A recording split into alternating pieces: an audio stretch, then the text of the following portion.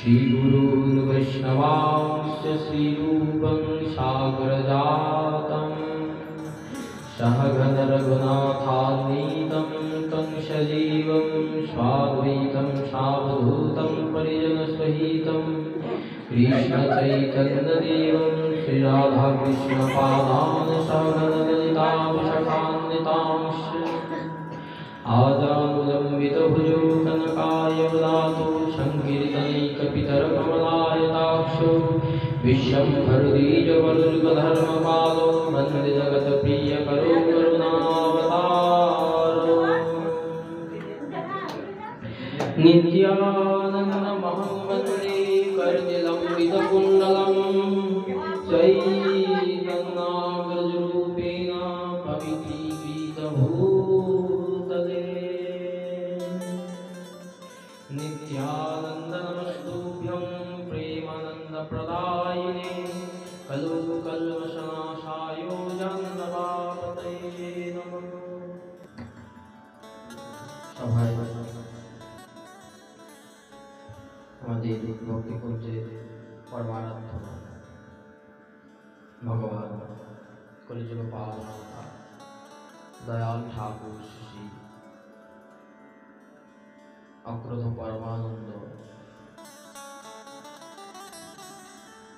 গৌরাঙ্গ হৃদয় প্রেমময়ী আমার শ্রী নিতাই চাঁদের চরণে অনন্ত কোটি দণ্ডবত প্রণাম। রাধা কৃষ্ণ মিলিত তনু বিগ্রহ সুবর্ণ হেমকান্তি গৌরাঙ্গ শচী গর্ভ সিন্ধু নদিয়া চাঁদ নদিয়া বিহারী বিষ্ণুপ্রিয়া প্রাণধাম ভক্তজন মনোহারি আমার মহাপ্রভু কলিযুগ পাবন অবতার দয়াল ঠাকুর শ্রী শ্রী চৈতন্য মহাপ্রভু চরণে অনন্ত কোটি দণ্ডবত প্রণাম। ব্রজের মাধুর্য ঐশ্বর্য মিলিত স্বরূপ শ্রী শ্রী নীলাচল নিবাসায় নিত্যায় পরমাত্মনে শ্রী শ্রী বলভদ্র সুভদ্রা জগন্নাথ সুদর্শন দেব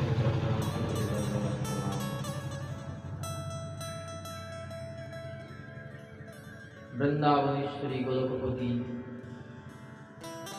শ্যামকণ্ঠ হেমমণি শ্যামবক্ষ বিলাসিনী শ্রী রাধারানীর চরণে অনন্ত কোটি দণ্ডবত প্রণাম। গোলকপতি বৈকুণ্ঠপতি ভগবান শ্রী শ্রী আমার প্রাণ গোবিন্দ রাধারমণের চরণে অনন্ত কোটি দণ্ডবত প্রণাম। ভক্তিদায়িনী ভক্তি স্বরূপিণী শ্রী শ্রী বৃন্দাদেবীর চরণে অনন্ত কোটি দণ্ডবত প্রণাম। সকল কুড়িয়া গৌরিয়া বৃন্দাবনবাসী যত ভক্তবৃন্দ সকলের চরণে অনন্ত কোটি দণ্ডবত প্রণাম। সভায় উপস্থিত সকল সাধু গুরু বৈষ্ণব সকলের অন্তরে স্থিত আমার প্রাণ রাধারমণের চরণে অনন্ত কোটি দণ্ডবত প্রণাম। সকলের গুরু পাদপদ্ম গুরু পরম্পরা গুরু প্রণালী অবস্থিত সকল গুরু পরম গুরু পরাবর গুরু পরমেশ্বর সকলের চরণে যথাযথ দণ্ডবত প্রণাম নিবেদন পূর্বক মম শ্রী গুরু পাদপদ্ম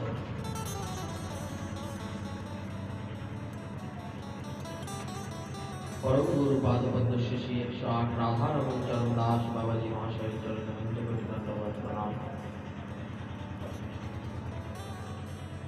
পরমেশ্বরী গুরু শ্রী শ্রী 108 শ্রীপাদ রামদাস বাবাজি মহাশয়ের চরণে অনন্ত কোটি দণ্ডবত প্রণাম। পরম গুরুদেব শ্রী শ্রী 108 লীলানন্দ দাস বাবাজির চরণে অনন্ত কোটি দণ্ডবত প্রণাম। মম শ্রী গুরু পাদপদ্ম শ্রী শ্রী 108 রমণ দাস বাবাজির চরণে অনন্ত কোটি দণ্ডবত প্রণাম। অবস্থিত ওখানে সকল কীট পতঙ্গ বৃক্ষ লতা পাতা স্থাবর জঙ্গল সকলের মধ্যে বিরাজমান আমার প্রাণ গোবিন্দের চরণে অনন্ত কোটি দণ্ডবত। সকলে একবার প্রেম সে রাধে রাধে রাধে রাধে রাধে রাধে।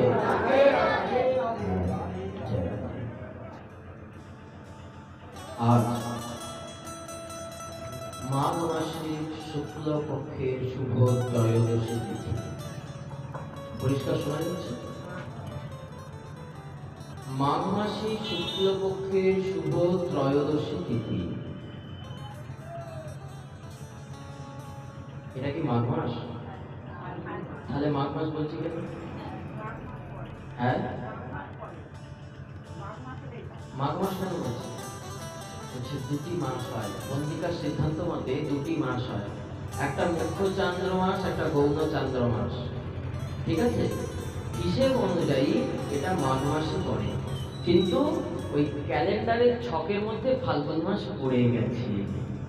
মুখ্য চান্দ্র মাস এবং গৌণ চান্দ্র মাস হিসেব করলে মাঘ মাসের শুক্লপক্ষের এটা ত্রয়োদশী তিথি। এটা কেন হয়?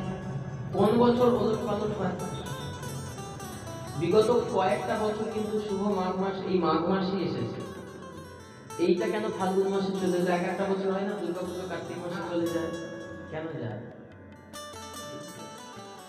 এই মুখ্য চান্দ্র গৌণ চান্দ্রের একটা অঙ্ক আছে, অঙ্কটা তো আমি এখন করাতে পারবো না, এটা অঙ্ক করে বার করতে হয় যে আজকের ডেটটা এ মাসে, এবছরে যদি ক্যালেন্ডারটা থাকে না, মানে 2021 সালের ক্যালেন্ডার থাকলে 2022, 23, 24, 25 বিগত আগত যতগুলো বছর সমস্ত বছরের ক্যালেন্ডার হিসেব করে তৈরি করতে হয়, কি দিনে কোনটা করবে। এটা একটা বড় অঙ্ক আছে, মোটামুটি কেজি দশের খাতা শেষ হবে এই অঙ্কটা করতে। তো এই হচ্ছে মুখ্যচন্দ্র গৌরচন্দ্র হিসেব, যে কারণে আমরা বলছি এটা ফাল্গুন মাস হলেও বলছি মাঘ মাসের ত্রয়োদশী। ঠিক আছে, তো মাঘ মাসের ত্রয়োদশী তিথি তো বুঝলাম, শুভ মাঘ মাস কেন বলছি? অন্য কোনো মাসে কিন্তু শুভ বলছে না। শুভ মাঘ মাসে শুক্লা ত্রয়োদশী। কেন বলছে শুভ মাঘ মাস? বলছে এই মাঘ মাসটা সারা বছরের এতগুলো বৈশাখ, জ্যৈষ্ঠ, আষাঢ়, শ্রাবণ, ভাদ্র, আশ্বিন, কার্তিক, অগ্রহায়ণ, পৌষ, মাঘ, ফাল্গুন, চৈত্র, এই 12টা মাসের মধ্যে ভগবানের জন্ম কি মাসে? ভাদ্র মাসে। হ্যাঁ, ভাদ্র কৃষ্ণাষ্টমী তিথি, রোহিণী নক্ষত্রে ভগবানের জন্ম। ভাদ্র মাসকে বলছে না কিন্তু শুভ ভাদ্র মাস। মাঘ মাসকে বলছে ফাল্গুন মাসে আমার জন্ম গৌর হরি, শুভ ফাল্গুন মাস বলছে না। বলছে না ফাল্গুন পূর্ণিমা তিথি নক্ষত্র ফাল্গুনী, শচী গর্ভে জন্ম নিল গৌর গুণবতী। কিন্তু বলছেন শুভ মাঘ মাসে শুক্লা ত্রয়োদশী জন্মিলা হল। দাদা নিতাই যখন জন্ম নিচ্ছে তখন বলছে শুভ মাঘ মাসে। কেন বললেন পদবাচ্য? বলছে শুভ মাঘ মাসে বলার একটা কারণ আছে। বলছে মাঘ মাসটায় এত মহাপুরুষের জন্ম হয়েছে, এত বড় বড় ব্যক্তিত্বের জন্ম হয়েছে। মহাপুরুষ মানে আমাদের বৈষ্ণব জগতের মহাপুরুষ, এত বড় বড় মানুষের জন্ম হয়েছে, প্রেম ভক্তির বড় বড় মানুষের জন্ম হয়েছে, যে মাঘ মাসটাকে এতটা সম্মান দেওয়ার জন্য তিনি তার আগে দিয়েছেন শুভ মাঘ মাস। কেন মাঘ মাসের একটা দিনও খারাপ নাই, মাঘ মাসের অমাবস্যাটা হচ্ছে ভালো। মাঘ মাসে এত কে জন্মালো? বলছে দেখো যখন পয়লা মাঘ বললো, কি হয়েছিল জানো? পয়লা মাঘ টাইমে মকর সংক্রান্তির দিন মহাপ্রভু ঘর ছেড়ে চলে গেছিলেন, আর পয়লা মাঘ মহাপ্রভু সন্ন্যাস নিয়েছিলেন। 24 বৎসর যেই শেষ মাঘ মাস, তাহার শুক্ল পক্ষে মহাপ্রভু আমার করিলেন সন্ন্যাস। চৈতন্য চরিতামৃতে কৃষ্ণদাস কবিরাজ গোস্বামী বর্ণনা করছেন। তাই প্রথম মাঘ মাসের 1 তারিখে মহাপ্রভুর সন্ন্যাস তিথি। আমরা এগুলো কেউ আলোচনা হয় না, খুব সাধারণ এই তিথিগুলো ক্যালেন্ডারে লেখাও থাকে না। একমাত্র বিশুদ্ধ সিদ্ধান্ত পঞ্জিকা যারা ফলো করে তাদের কাছেই পাওয়া যায়। এমনি ওই বেদিমাদর্শের ছোট লাল পঞ্জিকাগুলোতেও পাওয়া যায়, ক্যালেন্ডারে তো থাকি না। মহাপ্রভুর সন্ন্যাস দিবস হচ্ছে পয়লা মাঘ, গেল পয়লা। তারপর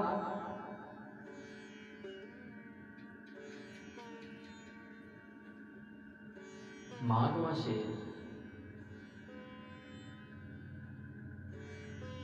কৃষ্ণপক্ষের সপ্তমী তিথি আমরা এখানে পালন করেছি। যারা ভক্তরা জানতো তারা এসেছিল, যারা জানে না তারা আসতে পারে।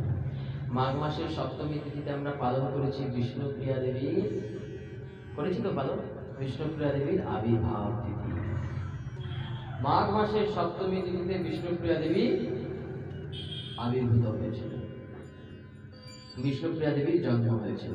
আরেকটা শুভ পাওয়া গেল ওই দিনই প্রেম ভক্তির মহারাজ, যার কথা আমরা আজকে শুনবো, শ্রী শ্রী রঘুনাথ দাস গোস্বামী, সেই রঘুনাথ দাস গোস্বামী মহারাজ ওই দিন জন্ম নিয়েছিলেন। হলো দুইটি। মাঘ মাস সরস্বতী পূজার দিন, বসন্ত পঞ্চমী, শুক্লপক্ষের পঞ্চমী তিথি, প্রথম কি মা বাগ দেবীর আরাধনা করছি আমরা। বলছে তোমরা বাগ দেবীর আরাধনা সবাই করো। কেন করবে? মা বাগ দেবী তোমায় যদি বাক শক্তি না দেন, তুমি কিন্তু কৃষ্ণ কথা বলতে পারবে না।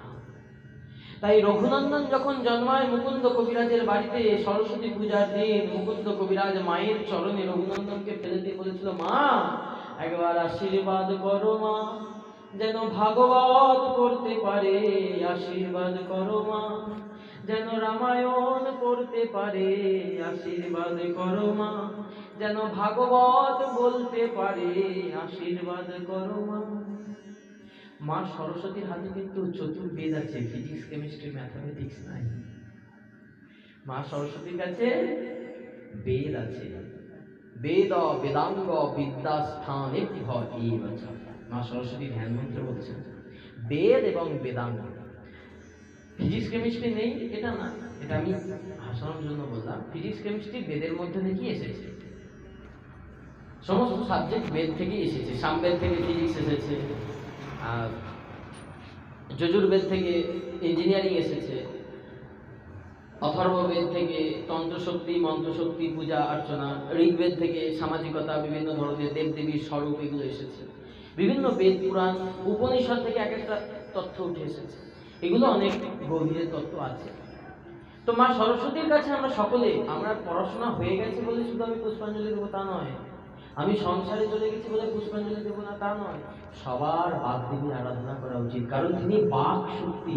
এই বাকটা যার নেই তার মতো কষ্ট না, মুখে কথা বলতে না পারলে। একদিন যদি বলে কাউকে তুমি একটু চুপ করে থাকো, তার যা কষ্ট হবে শুধু সেই জানে। এইটাই হচ্ছে আমাদের বুঝতে হবে, আমরা মা সরস্বতীর যেন প্রত্যেকে আরাধনা করি। বৃন্দাবনে তো মহা ধুমধাম করে মা সরস্বতী পূজা হয়। 4 হাতে সরস্বতী, 2 হাতের না। 4 হাতে সরস্বতী, 2 হাতের না। কেন 4 হাতে সরস্বতী? এখানে আমাকে ঠাকুরমশাইরা বলবে, কেন বলছো তুমি 4 হাতে সরস্বতী, আমাদের তো 2 হাতে সরস্বতী পূজা করি। বলছে শাস্ত্রের পাতা খুলে দেখো, কোনো জায়গায় 2 হস্তে সরস্বতী উপাসনা এ নেই, পূজার উপচলন নেই। কারণ যখনই ব্রাহ্মণ ঠাকুর কুর্মমুদ্রায় সরস্বতী ধ্যান মন্ত্র বলছেন, ধ্যান মন্ত্র মা সরস্বতী বলছেন, সে তো বস্ত্র শোভিতা, সে তো গন্ধা অনুলেপনা, সে তো অঙ্গ ধরা হস্তা, সে তো গন্ধ অনুলেপনা। বলছে এক হাতে তার শ্বেত পদ্ম ধরা আছে, তার অঙ্গে শ্বেত বস্ত্র, তার অঙ্গে শ্বেত গন্ধ, শ্বেত পদ্মের গন্ধ। তাহলে আমরা যখন সরস্বতী ঠাকুরটা আনি এরকম থাকে, কারণ বেগুনি কাপড়, গোলাপি কাপড়, লাল কাপড়। বলছেন মা সরস্বতীর আসল রূপ কিন্তু হচ্ছে না। ব্রাহ্মণ ঠাকুর যে ধ্যান মন্ত্র বলছেন, সে তো পদ্মাসনা, শ্বেত পদ্মে তিনি বসে আছেন, সে তো গন্ধা অনুলেপনা, শ্বেতাক্ষ সূত্র ধরা হস্তা। তিনি কি করছেন? শ্বেত অক্ষসূত্র ধরে আছেন, সাদা স্ফটিকের মালা, সাদা অক্ষসূত্র ধরে আছেন, শ্বেতাক্ষ সূত্র ধরা হস্তা। আর কি? বেদ ও সজ্জিতা হস্তা। তার হাতে এক হাতে বেদ আর এক হাতে বীণা। তাহলে 4টে হাত বললো না? এক হাতে শ্বেত পদ্ম, এক হাতে শ্বেত মালা, আর এক হাতে বীণা, আর এক হাতে বেদ। এই জন্য বেদে সরস্বতী শুধু বলা হয় না, বলা হয় মহা সরস্বতী।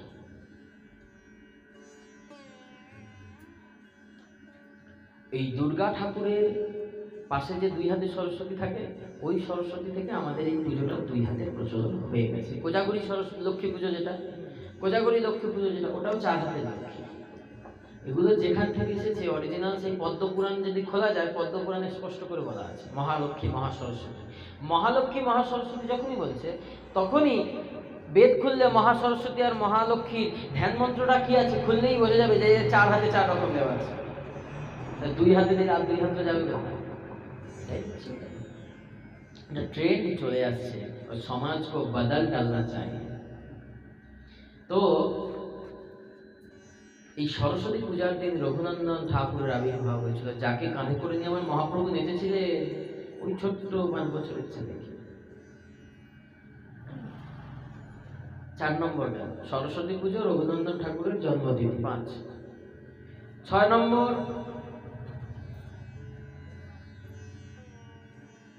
মাঘ মাসের শুক্লপক্ষের সপ্তমী তিথি, সেই দিন আমার গৌরাঙ্গ ঠাকুর অদ্বৈত আচার্যের আবির্ভাব হয়েছে। এদিকে যে যে দাঁড়িয়ে লোকটাকে দেখতে পাচ্ছে, দাঁড়িয়ে আছে হাত জোড় করে, সদাশিব, সেই সদাশিব তত্ত্ব গৌরাঙ্গ ঠাকুর অদ্বৈত আচার্যের আবির্ভাব হয়েছে।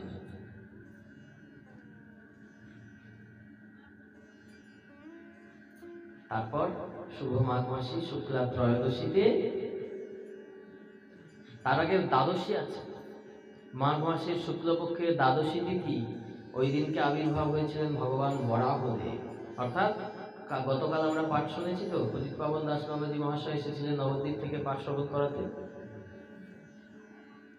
গতকাল ছিল বরাহ দ্বাদশী, বরাহদেবের আবির্ভাব তিথি এবং ভৈমী একাদশী, এটি গুরুত্বপূর্ণ একাদশী।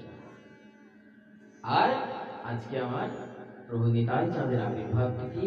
আজকে হারাই পণ্ডিতের ঘর আলো করে মাতা পদ্মা রানীর কোলে আবির্ভূত হয়েছিলেন আমার নিতাই চাঁদ। কলির কলুষকে নাশ করার জন্য আবির্ভূত হয়েছিলেন। কিরম ভাবে আবির্ভূত হলেন? পদকর্তা কি বললেন? কিবারার দেশ নাম এক চক্রাধাম, হারায় পণ্ডিতের ঘর। রার দেশ নাম এক চক্রাধাম। কতজন তারাপীঠ গেছেন একটু হাত তুলুন। তারাপীঠ কতজন গেছেন? তারাপীঠ সবার যাওয়া গেছে। এক চক্রা কিনে গেছে? এক চক্রা কিনে গেছে? গেছেন এক চক্রা? এক চক্র যাই। তারাপীঠ থেকে মাত্র হাতে গোনা, এখান থেকে ভাঙামোড়া যতটুকু, এই তারাপীঠ থেকে এতটুকু দূরত্বে এক চক্র। আমার নিতাই হাত পেতে বসে আছে। যারা গেছিল আমার সাথে এবারে 11ই অগ্রহায়ণ দেখেছে, নিতাই আমার এরকম দুহাত পেতে বসে আছে, করুণার ডালি নিয়ে, ডালা নিয়ে উপর হয়ে করে বসে আছে। আর আমরা সবাই মায়ের কাছে গিয়ে শ্মশানে ভস্ম মেখে বোতল ফাঁকা করে বাড়ি ফিরছি। হই হই করতে। নিতাই বলছে আমি দেবো বলে বসে আছে, তোরা আসছিস না। তাই তারাপীঠ গেলে অবশ্যই একবার আমার নিতাইয়ের ধাম দর্শন করে আসবে। কি প্রেম, কি অপরূপ সুন্দর সেই নিতাইয়ের দুটি মুখ। এই জন্য পদকর্তা বলছেন কিবারার দেশ নাম এক চক্রাধাম, হারাই পণ্ডিতের ঘর। শুভ মাঘ মাসি শুক্লা ত্রয়োদশী, জনমিলা হলো ধর। শুভ মাঘ মাসি শুক্লা ত্রয়োদশী, জনমিলা হলো ধর। আজ বলরামের জনম হলো, বলরামের জনম হলো। বাহু তুলে হরি বলো, বলরামের জনম হলো। বাহু তুলে হরি বলো, বলরামের জনম হলো। বাহু তুলে হরি বলো, বলরামের জনম হলো। পাপ নাশ করবে বলে বলরামের জনম হলো। পাপ নাশ করবে বলে বলরামের জনম হলো। জয় বলদেব কি জয়, জয় নিতাই, জয় নিতাই। কলিযুগ পাবন অবতার আমার ঠাকুর, দয়াল ঠাকুর গৌর হরি অবতীর্ণ বলবো না, নিতাই চাঁদ অবতীর্ণ। হারাই পণ্ডিতের ঘর পদ্মা, মাতা পদ্মা।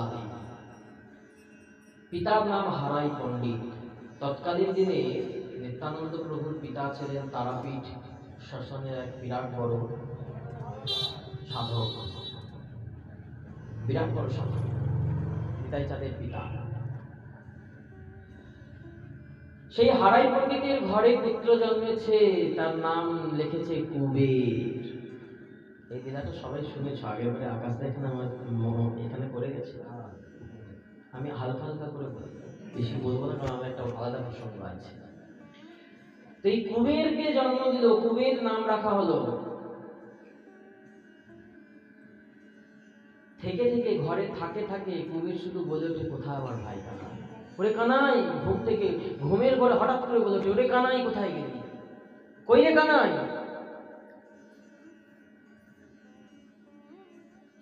বারবার কানাই কানাই করে উঠতেন। পিতা তো বুঝতে পারতেন না কি হলো, কানাই কানাই কাকে ডাকে। এখন ঘুমানোর সময় ছেলে যদি এখন কারোর নাম ধরে ডাকে যাকে তুমি চেনো না, তাহলে কিরম মনে হবে ছেলেকে ভূতে ধরেছে নিশ্চয়ই। নানান, তিনি তো নিজেই সাধক, নিজেই ওঝাগিরি করতে পারেন, ভূত টুত ছাড়াতে পারে, সব কিছু করতে পারে। ফু দিচ্ছে, ঝাঁটা বলাচ্ছে, নানান কিছু করছে, কিছুতেই কিছু হচ্ছে না। হ্যাঁ, এ তো ভগবান জন্মগত দিয়ে পাঠিয়েছে কানাই কানাই করা স্বভাব। যাবে কি করে? ঝাঁপি করলে যাবে? যাবে না তো। একদিন হঠাৎ করে তার বাড়িতে এক জনৈক সন্ন্যাসী এসেছেন। হারাই পণ্ডিতকে বলছেন, তোমার বাড়িতে আজ প্রসাদ নেব, আজকে তোমার বাড়িতে আমি প্রসাদ নেব, আমাকে একটু সেবা দেবে। হারাই পণ্ডিত পরম ধার্মিক ব্যক্তি, তিনি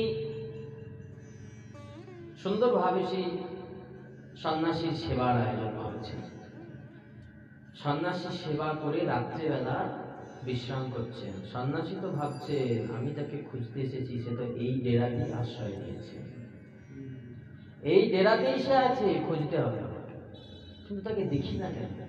তাকে দেখি না কেন বাবা? যার বাজে তার প্রাণী বাজে, বাজে কানে বাজে না। নিতাই চাঁদ কুবেরের মনেও বাজছে, তুই যে সন্ন্যাসী ছিলেন, কখন তাকে দেখব, কখন তার কাছে যাবো, দুটো কথা কইব তার সাথে। বারবার দরজাটা উঁকি দিচ্ছে, দেখছে জব করছে।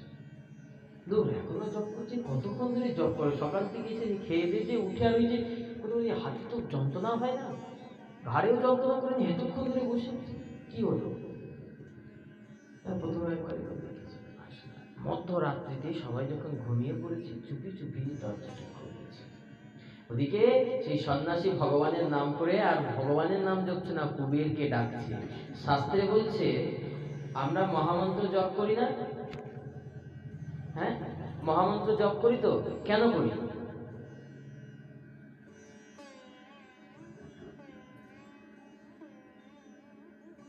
বলছে এই মহামন্ত্রের একটা বশীকরণ ক্ষমতা আছে।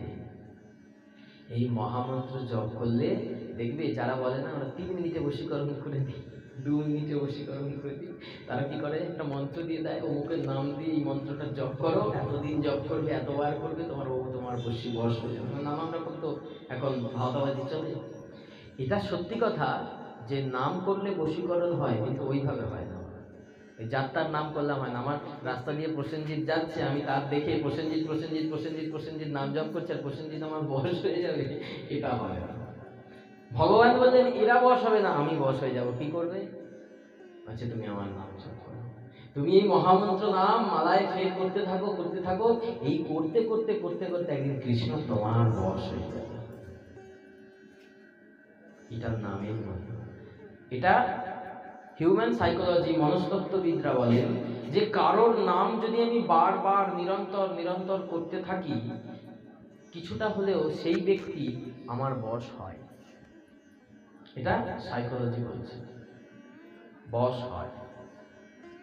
আজকে সেই সন্ন্যাসী কুবেরের নাম করছে। সন্ন্যাসীর তো একটু ক্ষমতা নয়, শুধু গেরুয়াধারী নয়, তাদের সাধন ভজন আছে সন্ন্যাসী, যোগ্যতারই সন্ন্যাসী। এখন শুধু গেরুয়াটা পরে দিচ্ছে, সন্ন্যাসী হয়ে যাচ্ছে। এখন তো সবই তো খুব সহজ হয়ে গেছে। কিন্তু সেই সন্ন্যাসী কুবেরের নাম নিয়ে জপ করছে, ওইদিকে কুবেরকে টানছে, কুবের টানছে, আমি কখন যাবো, মধ্যরাত্রিতে দরজাটা ফাঁক করেছে। এই এখনো বসে জপ করে, আমার আর দর্শ নেই, একটু তো কথা বলবোই। গিয়ে পিছন থেকে ডাকছে, ও সন্ন্যাসী, তোমার কাছে অনেকক্ষণ ধরে আসছি, তুমি আমাকে দেখা দিচ্ছ? আমি যে তোমাকে ডাকছি তুমি শুনতে পাচ্ছ? তোমাকে এতক্ষণ ধরে যে আমি ডাকছি তুমি শুনতে পাচ্ছ না? মাঝরাতে সময় হলো আমাকে দেখা দিতে আসা, বলেই চরণে পড়ে গেছে। কি কি তুমি আমার চরণে পড়ছো? তুমি জানো না তুমি কে? ভালো করে স্মরণ করো তো কুবের, তুমি কে? কে? আমি তো কুবের, আমার বাবা হারাই পণ্ডিত, মা পদ্মা দেবী। না, ভালো করে স্মরণ করো তুমি কে। এই বলে তার প্রেমের, তার সাধনার হস্ত যখন ওই বক্ষে দিয়েছে কুবেরের, তখনই সর্বঙ্গে অষ্টসাত্ত্বিক ভাবের উদয় হচ্ছে, অশ্রু গদগদ কম্প, শ্বেত ঘর্ম, চারিদিক কেঁপে যাচ্ছে, সারা অঙ্গ শিহরিত হয়ে উঠছে। হে কি, কে তুমি, কে তুমি? আমার গায়ে পরশ করে তুমি এটা কি করবি না? এবার মনে করে দেখ তো তুই কে, কে ভালো করে মনে কর, কে তুই? আমি আমি বলরাম, আমি নিতাই, আমি বলরাম, ব্রজে ছিলাম, আমি সেই বলরাম। তোর মা কে? আমার মা হচ্ছে রোহিণী। তোর পিতা বসুদেব।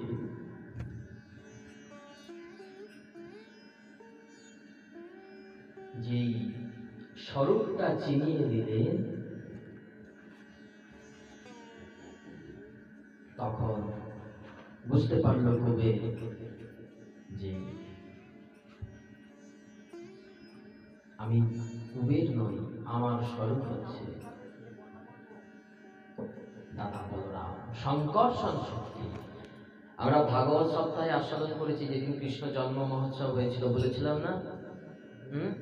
যার দেহে অধিক বল তার নাম হলো বল।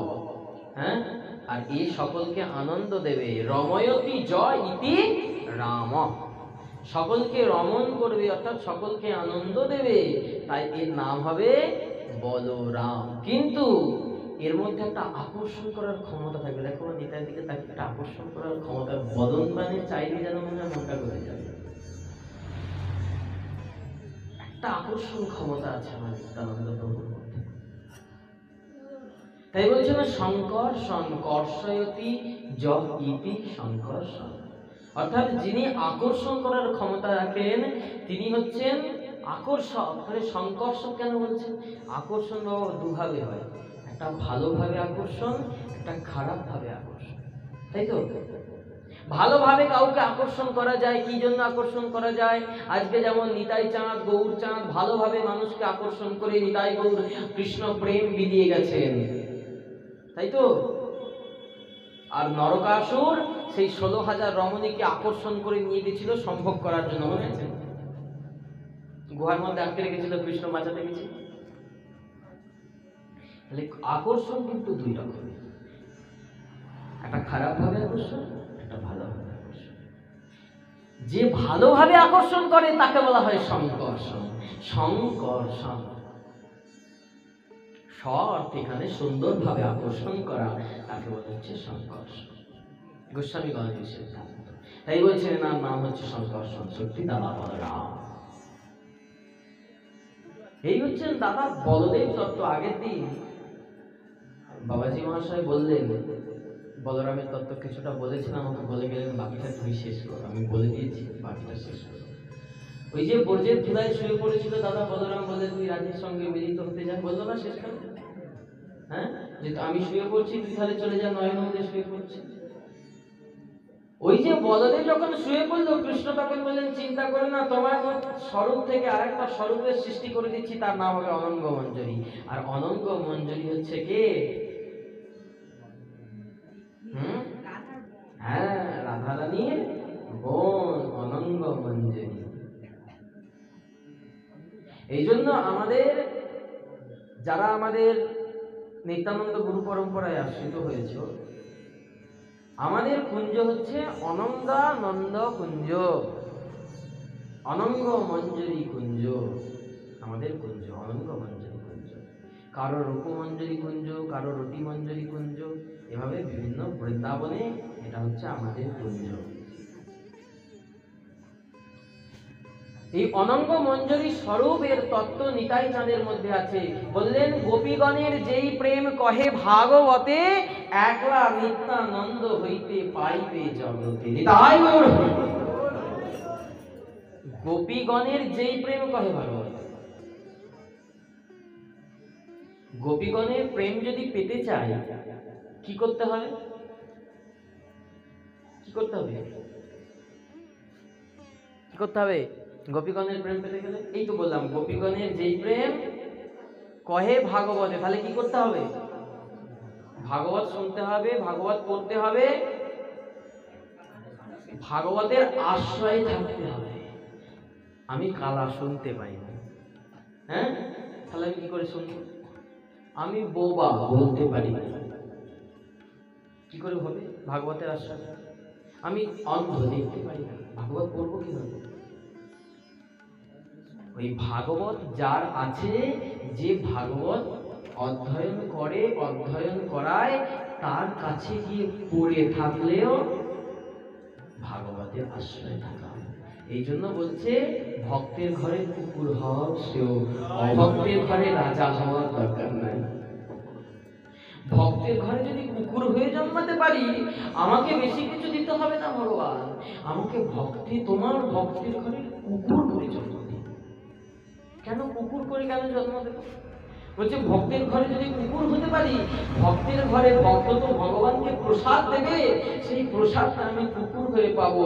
তবু অভক্তের ঘরে যদি রাজা হয়ে থাকি, রাজার হালে থাকি, তথাপি তো বিষয়ীর অন্ন, পাপের অন্ন, সেই বিষয়ী বিষ খেয়ে আমার চিত্ত মলিন হবে।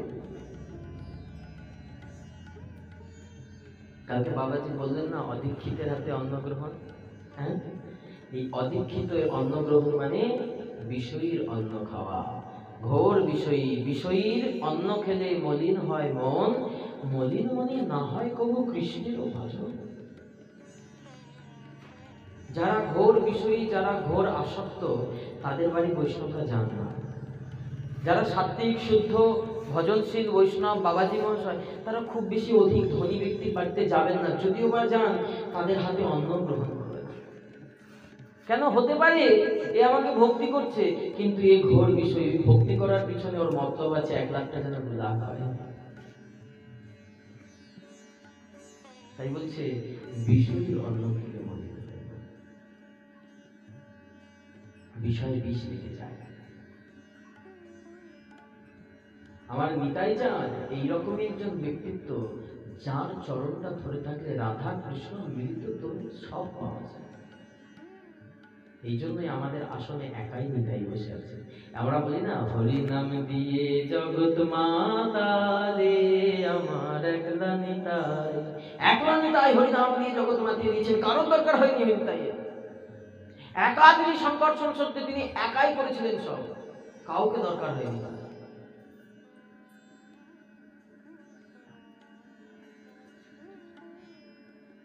কারণ তার মধ্যে সেই ক্ষমতা আছে। গতকাল বাবাজি বললেন, শোনো রাঘব, তোমারে আমি সমগপ্য কই, চৈতন্যের অভিন্ন নাহি নিত্যানন্দ বই। রাঘব পণ্ডিতকে বলেছিলেন, পানিহাটিতে মহাপ্রভু যখন এসেছিলেন, এই আসছে চৈত্র মাসে পানিহাটিতে মহাপ্রভুর আগমনের দিন, গৌর আগমনী, পারলে যাবেন পানিহাটিতে। মহাপ্রভুর আগমনী, মহাপ্রভু এসেছিলেন চৈত্র মাসে, সেই পানিহাটি থেকে মহাপ্রভু আমাদের বরাহনগরে এসেছিলেন। তবে প্রভু আইলেন বরাহনগরে মহাভাগ্যবন্ত এক ব্রাহ্মণের ঘরে, আর সেই বরাহনগর পাটবাড়ি থেকে আমরা সকলে আশ্রয় করেছি। সেই মহাপ্রভু স্বয়ং এসেছিলেন, চৈতন্য ভাগবতে বৃন্দাবন দাস ঠাকুর বর্ণনা করছেন। মহাপ্রভু এসে রাঘবকে বললেন, শুনো রাঘব, তোমারে আমি নিজ গপ্য কই, তোমাকে আমি নিজের জন বলে মানি। আমার আর নিত্যানন্দকে তুমি অভিন্ন ভাববে না, গৌর নিতাই আলাদা দুটি ভাববে না, গৌর নিতাই একটাই সত্তা। তাহলে বুঝলাম গৌর নিতাই একটাই সত্তা, কিন্তু আমি গৌরকে তো ভাবলাম, কিন্তু রাধারানীকে পেলাম কোথায়? বলছে, রাধার মাধুরী অনঙ্গ মঞ্জরি নিতাই নিতুছে সেবে, কোটি শশধর বদন সুন্দর, সখা সখী বল দেবে গো, সখা সখী বল দেবে। রাধার মাধুরী অনঙ্গ মঞ্জরি, রাধার মাধুরীটা কার মধ্যে মিশানো আছে? অনঙ্গ মঞ্জরির মধ্যে। আর অনঙ্গ মঞ্জরি প্রতিদিন রাধারানী সেবা করছেন, এই জন্য বলছেন রাধার মাধুরী অনঙ্গ মঞ্জরি নিতাই নিতু সে সেবে, নিতাই নিত্য নিত্য সেবা করে। কোটি শশধর বদন সুন্দর, সখা সখী বল দেবে। কোটি শশধর, কোটি চাঁদ যদি আকাশে শোভা পায়, তার একা আমার নিতাই। এই হচ্ছে নিত্যানন্দ তত্ত্ব। একদিনে এক মুখে বলা যাবে না। আমার বাড়িতে যখন পাঠ হচ্ছিল এখানের আগে, আমরা নিত্যানন্দ প্রভুর লীলা পরিক্রমা করছিলাম, সন্ন্যাস পর্যন্ত হয়ে আর বন্ধ আছে, আবার কখনো অবকাশ পেলে আমরা আবার শুরু করব প্রতিদিন। নিত্যানন্দ প্রভুর লীলা পরিক্রমা আমাদের সকলের জানা প্রয়োজন। অনেক ছোট ছোট ঘটনার মধ্য দিয়ে, পর্দাগুলো তুলে দাও না, নিত্য অসুবিধা হচ্ছে, পর্দাগুলো হ্যাঁ উপরে তুলে দাও। নিত্যানন্দ প্রভুর তত্ত্বটি গুরু তত্ত্ব, বোঝা যায় না, বোঝা যাবে না কি আবার? নিত্যানন্দ প্রভুর মধ্যে রাধা কৃষ্ণ আছে, সবাই যে কালকে বললে তুমি তো দাদা ভাসুর ঠাকুর, তার মধ্যে আবার কি করে হবে এত কিছু তত্ত্ব? নিতাই বলছে ধরুন আমি তো ভাসুর ঠাকুর, আমি কি প্রেম বোঝাবো? দাদা তুমি ভাসুর ঠাকুর, শুধু ওটা নয়, ভাসু।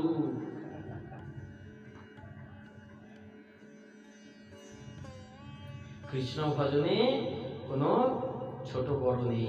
কৃষ্ণ ভজনে একজন বড়, তিনি হচ্ছেন কৃষ্ণ, বাকি সবাই সমান। কৃষ্ণ দাস। জীবের স্বরূপ হয়, কাল বলেছে বাবাজি, এটুকু মনে নেই? জীবের স্বরূপ হয়, হ্যাঁ,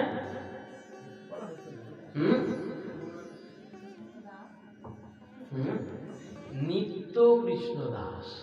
শুধু কৃষ্ণ দাস বললে হবে না, কি নিত্য কৃষ্ণ দাস। আমাকে একটা মন্দিরে গেছি, জিজ্ঞাসা করছে বাবা কোথা থেকে এসেছো? তারকেশ্বর থেকে। কোথা থেকে এসেছো?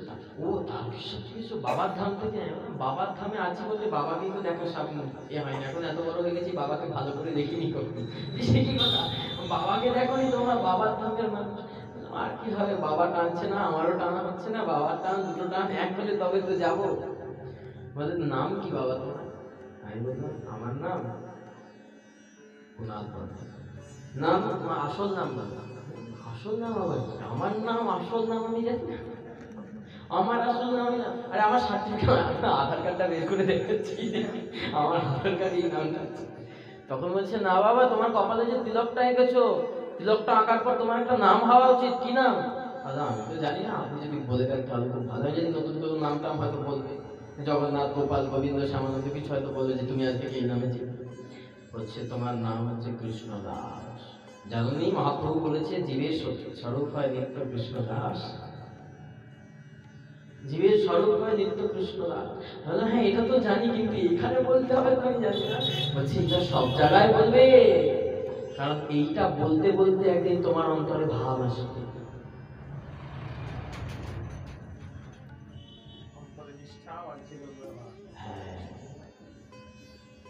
মুখে বলতে হবে, অন্তরে থাকলে হবে না, অন্তরে থাকলে চাপা পড়ে যাবে।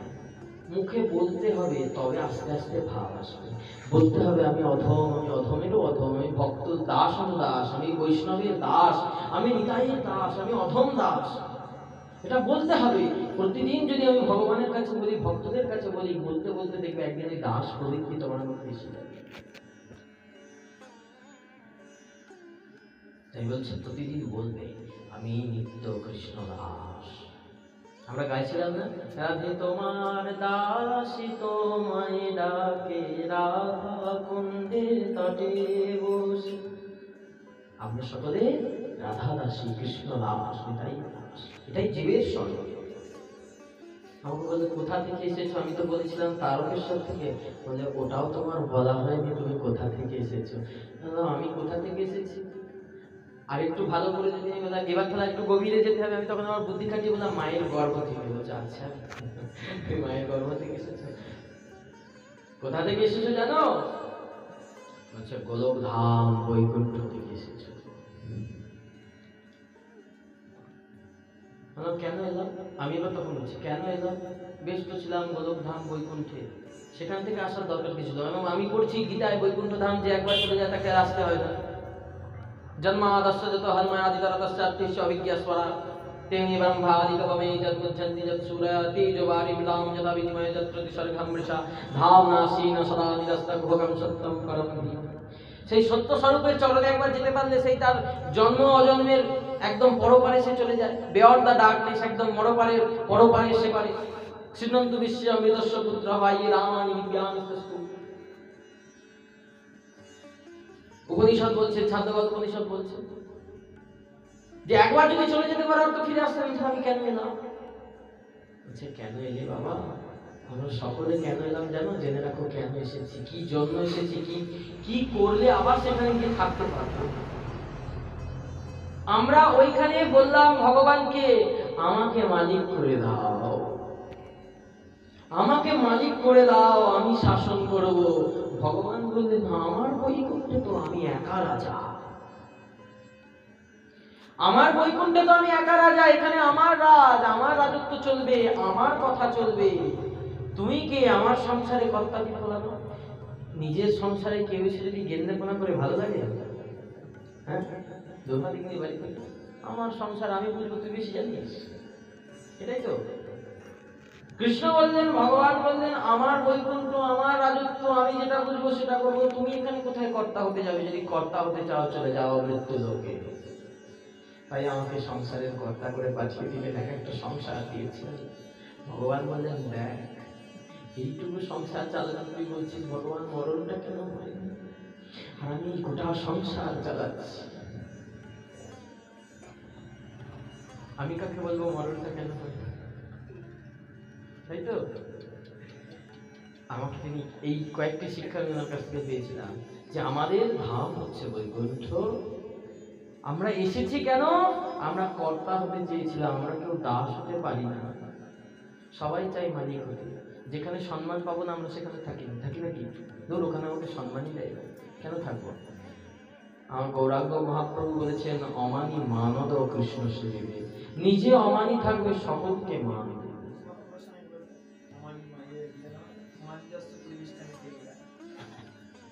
অমানি থাকবে, আমার তো কোনো মান সম্মান নেই, দূর থাপ্পড় বেড়ে যাও তো শেষ হয়ে যাবে। কিন্তু যদি কোনো বৈষ্ণবের অপমান হয়, কোনো ভক্তের অপমান হয়, তথাপি সেখানে গিয়ে গর্জে উঠবে। তোমাকে কেউ যদি ঠেকায় তুমি গর্জে যাবে না।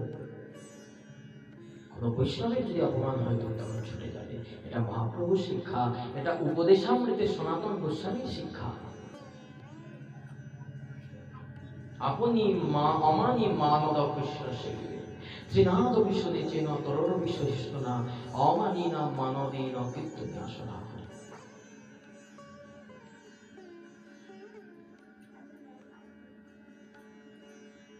অমানি হতে হবে। এই চৈতন্য মহাপ্রভুর পূর্ণ সত্তা আমার নিত্যানন্দ প্রভুর মধ্যে আছে। আর এই নিত্যানন্দ প্রভুর মধ্যে আরেকটি সত্তা আছে, সেটি কি বললাম? অনঙ্গ মঞ্জরি। মনে থাকবে? অনঙ্গ মঞ্জরি। এই অনঙ্গ মঞ্জরি সত্তা আমার নিতাই চাঁদের মধ্যে আছে। তাই এই নিতাই চাঁদকে আমরা যদি ভজনা করি, নিতাই চাঁদের যদি পূজা সেবা করি, তাহলে এক দেহে আমার সমস্ত কিছু প্রাপ্ত হয়ে যাবে। তাই বলে কেউ গৌর সুন্দরকে অপমান করো না। গৌরাঙ্গ মহাপ্রভুকে ছোট করা নয়। গৌরাঙ্গ মহাপ্রভু বললেন শোনো, অতি গূঢ় নিত্যানন্দ এই অবতারে, আমার চৈতন্য জানান যারে সে জানিতে পারে। অতি গূঢ় তত্ত্ব আমার নিত্যানন্দ, সহজে বোঝা যায় না, সহজে বুঝবে না এই নিতাইয়ের তত্ত্ব কি, নিত্যানন্দ প্রভুর তত্ত্ব কি। আমার চৈতন্য জানান যারে তিনি তো জানিতে পারে। চৈতন্য মহাপ্রভু যাকে জানাবেন তিনি জানতে পারবেন। তাহলে এবার কিরকম হয়ে গেল? বলে নিতাই ভজনা করো, আর কিছু দরকার নেই। আমার বলে নিতাইকে ডাকতে গেলে মহাপ্রভু যদি না বুঝিয়ে দেন বুঝতে পারবেন। তাই আমাদের কলিযুগ উপাস্য দুই বিগ্রহ আমাদের নিতাই গৌর।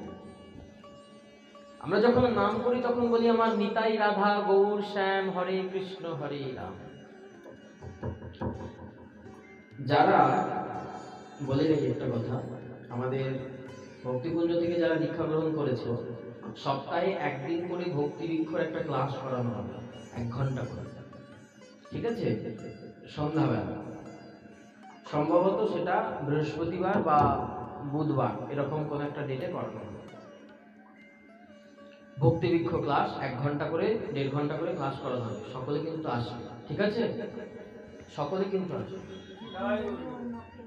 হ্যাঁ, অন্য কেউ আসতে পারে, যারা দীক্ষা নিতে চাও, প্রস্তুতি নিতে চাও, তৈরি হতে চাও, তারাও আসবে। যাদের দীক্ষা নেওয়া হয়ে গেছে অন্য কোথাও থেকে তারাও আসবে, সকলেই ভক্তি দীক্ষায় একটা করে ক্লাস করানো হবে।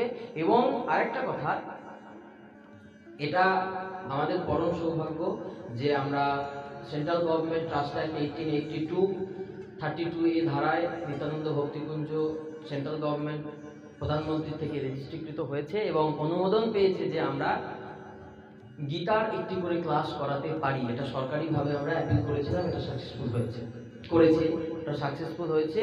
যারা যারা গীতা, আমাদের হিন্দু ধর্ম সনাতন ধর্মের গ্রন্থ গীতার কোর্স করতে চাও, 3 মাস কি 6 মাসের একটি কোর্স হবে, সেই গীতা কোর্স, সেই গীতা কোনো মূল্য লাগবে না, তোমরা আসবে, ক্লাস করানো হবে, কোনো মূল্য লাগবে না।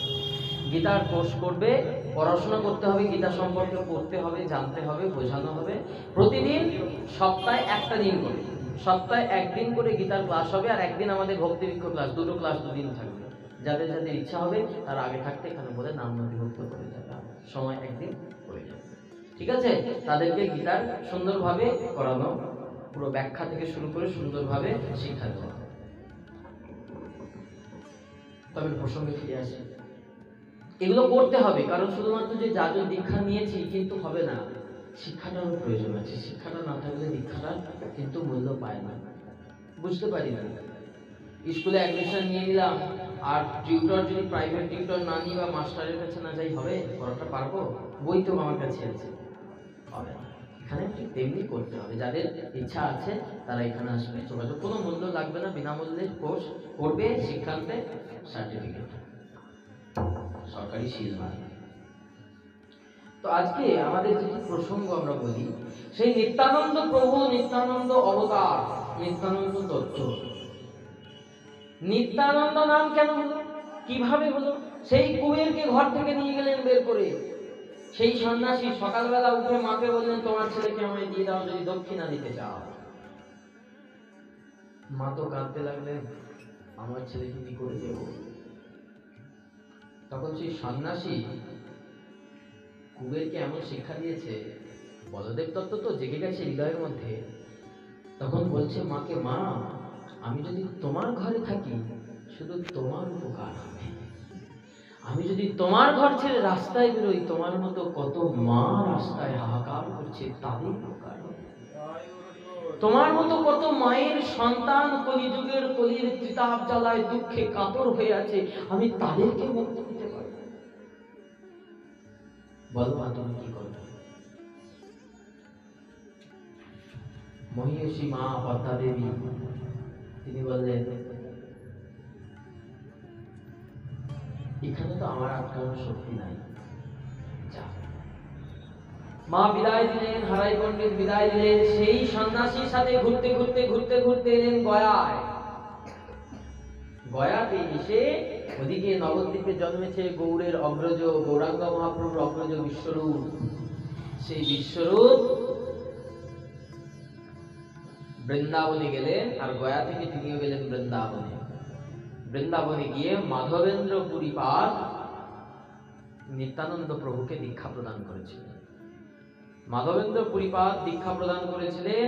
দীক্ষা প্রদান করে কি করেছিলেন? সেই বিশ্বরূপ যার গুরু মাধবেন্দ্র পুরী আর কুবের দুই দেহকে এক দেহ করে দিলেন, একাত্মা করে দিলেন। নাম হলো কি? নিত্যানন্দ অবধূত। আমরা শুধু নিত্যানন্দ নামটা জানি, নিতাই নিতাই নিতাই নিতাই করে পাগল হই, কিন্তু নিত্যানন্দ প্রভুর পরে যে কি আছে সেটা শুনি না। নিত্যানন্দ অবধূত বলছেন, মহাপ্রভুর থেকেও বড় পোস্টের লোক, অবধূত।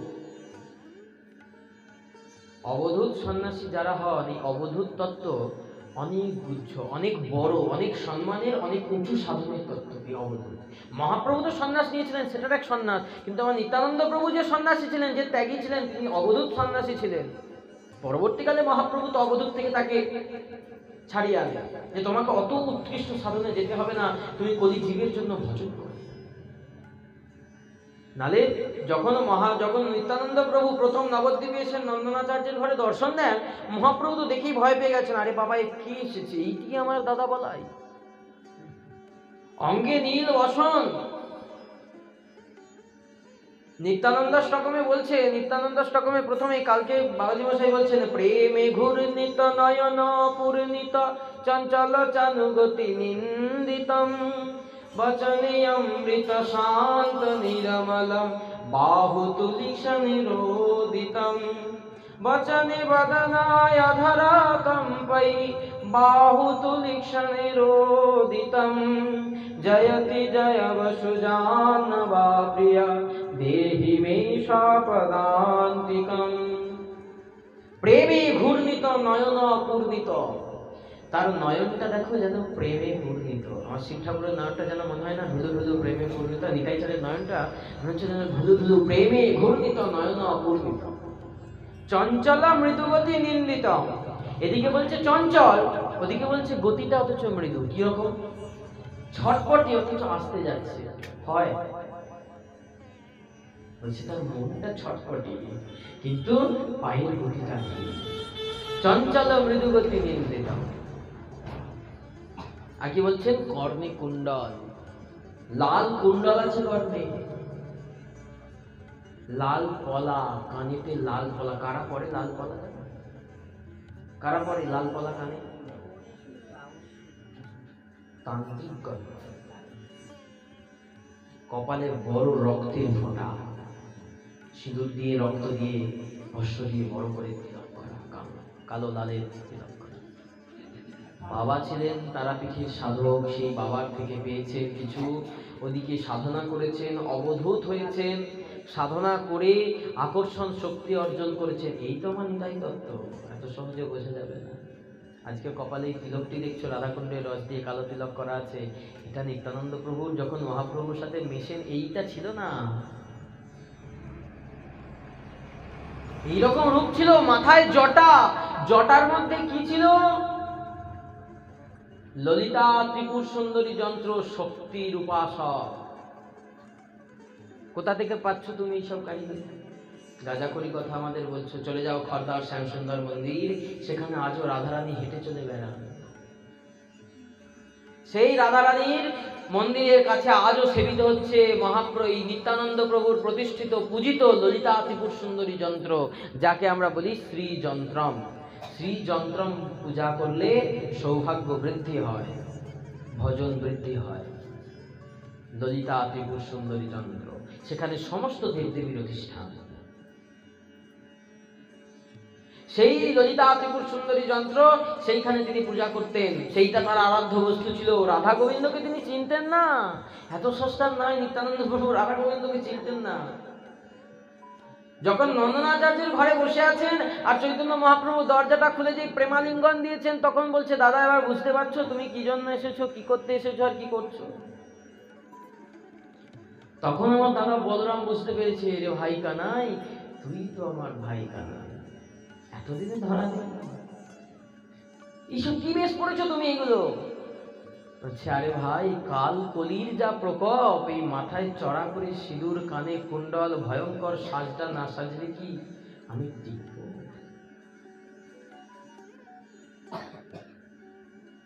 এটা দাদা আমাদের তো ভজন নয়, এটা তো আমার ভজন নয়। কি করতে হবে? প্রেমালিঙ্গন দিলেন, যেই প্রেম সঞ্চার হলো, নিত্যানন্দ প্রভুর প্রেম অন্তরে সুপ্ত ছিল, গৌর হরির পরশে সঞ্চিত হলো।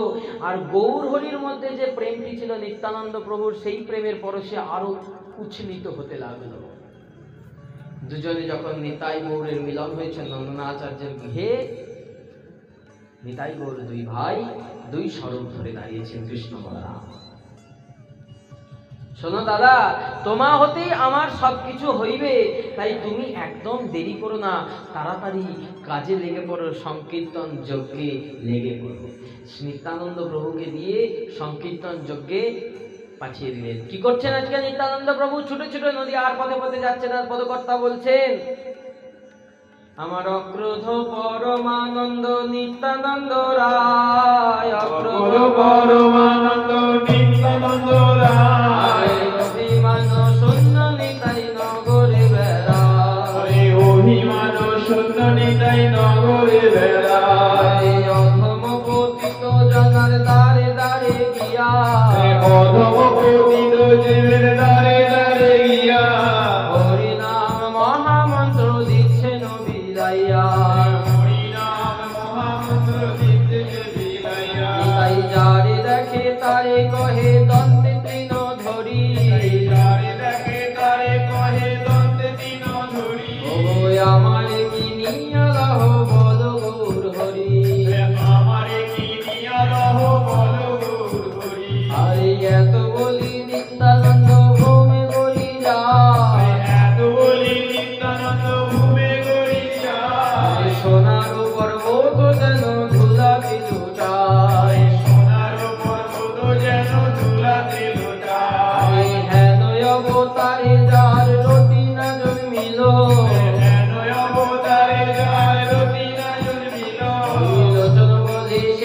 পাপি এলো আর গেল, ত্রিলোচন বলে সেই পাপি এলো আর গেল, ত্রিলোচন বলে সেই পাপি এলো আর গেল। ত্রিলোচন বলে সেই পাপি এলো আর গেল। আর নিত্যানন্দ প্রভু নগরে নগরে বেড়াচ্ছেন, অধম পতিত জনার দ্বারে দ্বারে গিয়া হরিনাম মহামন্ত্র দিচ্ছেন বিলাইয়া।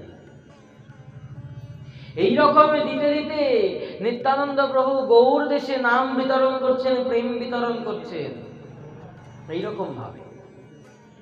আর এই হুগলি জেলাতেই জন্মেছিলেন সরস্বতী পুজোর দিন যার জন্ম বললাম।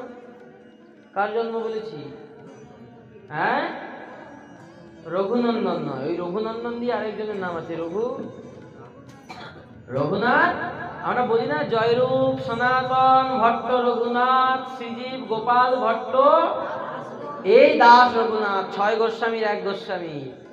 এই দাস গোস্বামী তিনি জন্মেছিলেন হুগলি জেলার আদিসপ্তগ্রাম। কেউ যদি ব্যান্ডেল দিয়ে নবদ্বীপ যাবে, আদিসপ্তগ্রাম স্টেশন পরে ডুমুরদারের কাছাকাছি পরে না আদিসপ্তগ্রাম। ওই আদিসপ্তগ্রামে জন্মেছিলেন। কোথায়? জমিদার পরিবারে। আদিসপ্তগ্রামের জমিদার পরিবারে জন্মেছেন।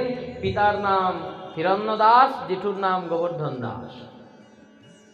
এই হিরণ্য গোবর্ধনের ঘরে একটা মাত্র চাঁদের টুকরো ছেলে হয়েছে, তার নাম রঘুনাথ দাস। হলে কি হবে? এ জমিদারের ছেলে জমিদারের মতো আচরণ নয়, ভিখারির মতো আচরণ। বাবা জ্যাঠা মিলে তো বুঝতে পারে না কি জমিদারের ছেলে তো আরো আমাদের রক্ত হয়েছে। জমিদারের ছেলে ভিখারির মতো আচরণ কেন? ভালো জামা দিলে পরবে না, ভালো খাবার দিলে খাবে না। বলছে একটা ভালো কাপড় দিয়েছে, তাকে কাদায় চুবিয়ে এনেছে, চুবিয়ে এনে তাকে ধুয়ে কালো করে তারপর নিয়ে এসে করছে। বলছে তোকে ভালো কাপড় দিলাম তো সূর্য থেকে এরকম নোংরা করে করছিস। ভিখারির স্বভাব।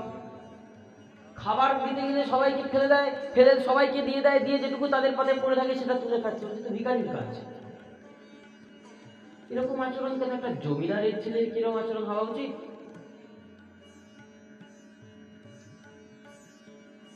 সারাদিন শুধু কেবল কোথায় সাধু আছে, কোথায় হরিনাম হচ্ছে, কোথায় কীর্তন হচ্ছে, কার বাড়ি একটু গান হচ্ছে, পুজো হচ্ছে, সেখানে গিয়ে বসে আছে। জমিদারিতে মন নাই, কোনো কিছু করে না, কোনো কিছু দেখে না। সারাদিন শুধু এই কোথায় পুজো, কোথায় কোনো জায়গা থেকে যদি শোনো অমুকের বাড়িতে তার গুরুদেব এসে, সোজা গিয়ে সারাদিন এখন তিনি যতদিন আছে তার পেছু পেছু ঘুরছে। এটাই বলছেন বৈষ্ণবেরও পদধূলি তাহে মোর স্নান কেলি, তর্পণ মোর বৈষ্ণবেরও নাম। এই হচ্ছে সেই বৈষ্ণবের কৃপা। বৈষ্ণবের সঙ্গ কোথায় আসে? যখনই আসে তখনই ছুটে যায়। বলছে কেন জানো? একদিন 50টা লোককে তুমি অন্নদান করবে, অর্থ দান করবে। কালই তো বাবাজি বললেন না, সঠিক পাত্রে দান করো, নাহলে ওই পাপ। মনে আছে না? বুঝে গেছো? কানটা একদিকে চাপা দিয়ে বলছে পাত্রে দান করো, সঠিক পাত্রে দান করো। যে পাত্রে দান করলে সেই দানটা সৎ কাজে ব্যয় হবে, তাই তো? হ্যাঁ, সুন্দরভাবে সেই পাত্রে দান করো। নাহলে সে যদি পাপ কর্ম করে, সেই পাপ কিন্তু তোমার লাগবে, পাপ কিন্তু তোমার। এই জন্য গুরুদেব যাকে তাকে দীক্ষা দেন। ভজনটা কিছুটা জেনে গেলে তবে তাকে দীক্ষা দেওয়া যাবে। কেন? ভজনে যদি তুমি ভুল করো, তুমি যদি আচরণ না করো, সেই পাপ তো তোমার হবেই, তোমার গুরুদেবের গায়ে লাগবে সেই পাপ। গুরুদেব ভুগবেন, গুরুদেবের কষ্ট হবে। আর গুরুদেব যদি কষ্টে থাকে, কৃষ্ণ তোমায় ক্ষমা করবে? করবে? তাই ভজনে কোনোদিন ত্রুটি রাখা যাবে না। যেটা গুরুদেব দিয়েছেন সেটা যেন আমি আজ্ঞা পালন করতেই হবে আমাকে। এটা আমার একদম অর্ডার, হাইকোর্টের অর্ডারের মতো। গুরুদেব আমাকে বলেছেন দিনে 2 বার জপে বসবে, 2 বারই বসবো। গুরুদেব আমাকে বলেছে 2 বার তিলক সেবা করবে, 2 বারই আমি তিলক সেবা করব। গুরুদেব আমাকে বলেছে যেখানে যেখানে হরিকীর্তন হবে, সৎসঙ্গ হবে, সেখানে গিয়ে যাবে, শুনবে, অবশ্যই আমি যাব। এটা হচ্ছে আমার গুরুর সেবা। আমার গুরুদেব বলেছেন এই কাজ করবে, এগুলো খাবে না, এগুলো করবে না, এগুলো বলবে না, এগুলো নেবে না, আমি সেটাই করব। কেন? আমরা প্রথমে আস্বাদন করলাম গুরু আজ্ঞা হৃদয়ে সবে সত্য করি মানো। গুরু আজ্ঞা হৃদয়ে সত্য করে মানতে হবে, তবে গুরুদেবের কৃপা হবে, নচেত কিন্তু হবে না। আর যদি না হয় পাপ হবে, আর সেই পাপ গিয়ে লাগবে কার গায়ে? আমার গায়ে তো লাগবেই, গুরুদেবের গায়ে লাগবে। গুরুদেব ভুগবেন, গুরুদেব কষ্ট পাবেন, গুরুদেবের বারবার শরীর খারাপ হবে। অনাচার যদি শিষ্যরা করে, শিষ্যের অপরাধ গুরুর গায়ে লাগে। দীক্ষাকালে শিষ্য করে গুরুচরণে, কাল তো অনেকবার অনেক বড় করে এই তত্ত্বটা ব্যাখ্যা করলেন। দীক্ষাকালে শিষ্য করে গুরুচরণে আত্মসমর্পণ, সেই কালে কৃষ্ণ তারে করে আত্মসম। যখন আমি গুরুচরণে প্রণাম করে দীক্ষাটা নিচ্ছি, গুরুদেব আমাকে দীক্ষা মন্ত্র দিলেন, তখন কি হলো? আমি কৃষ্ণের চরণে আত্মসমর্পণ করে দিলাম। আজ থেকে এই দেহটা আমার নয়, আমার পিতামাতারও নয়, আমার কারো নয়, এটা হলো আমার গুরুদেবের দেহ।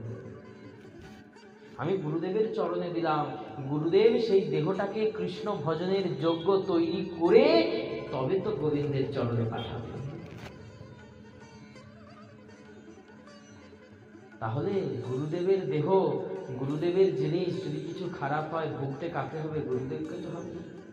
হ্যাঁ, আমার গানের মেশিন যদি খারাপ হয়ে যায়, মেশিনটার কষ্ট হবে, আমারও কষ্ট হবে, আর যে মিস্ত্রিকে সারাতে দেব তারও কষ্ট হবে, তাকে সারাতে হবে, তাই তো?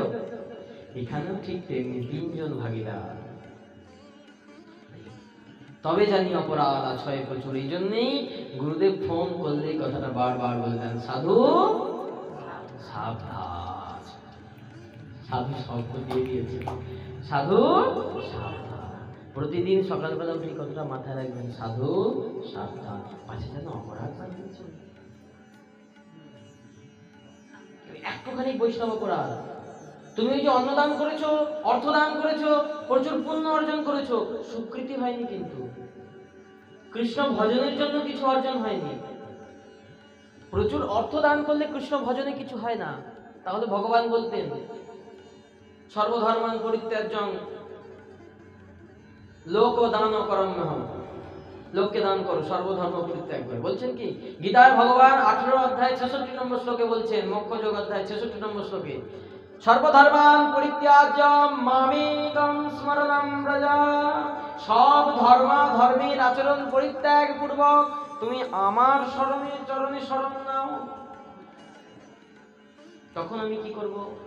অহং আমি, ত্বাং তখন, সমস্ত পাপেভ্য পাপ থেকে, মোক্ষয়িষ্যামি তোমাকে মোক্ষ প্রদান করব। আমি মোক্ষয়িষ্যামি, আমি মোক্ষ প্রদান করব, আমি, অন্য কেউ নয়। আমি প্রতিজ্ঞাবদ্ধ অর্জুন। গীতায় আমি প্রতিজ্ঞা করেছি, যে আমার চরণে শরণ নেয় তার সমস্ত দায়ভার আমার। অহং তাং সর্ব পাপেভ্য মোক্ষয়িষ্যামি মা শুচ। অতএব শোক করো না, কান্না করো না। কেঁদে কি হবে? ভগবান তো তোমার ভার নিয়েছে, কিছু দরকার নাই, কাদার দরকার নাই। যেখানে ভগবান আমার ভার নিয়েছে, আমার কার দরকার?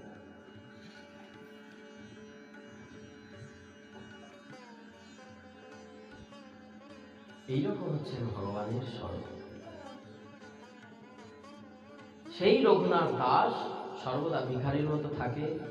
পিতা গোবর্ধন দাস, হিরণ্য দাস চিন্তা করছে, ছেলেকে ঘরে বাঁধবো কি করে? এই রাজত্ব জমিদারি তো উঠে যাবে। আমাদের 20 লক্ষ টাকার জমিদারি, আজ থেকে 500 বছর আগের কথা। 500 বছর আগে তাদের এক মাসে ইনকাম ছিল 20 লাখ টাকা। এখন কত টাকা হবে? হিসেব করা যাবে না, সুন্দর কোটিতে চলে যাবে। মাসে 20 লক্ষ টাকা আয়।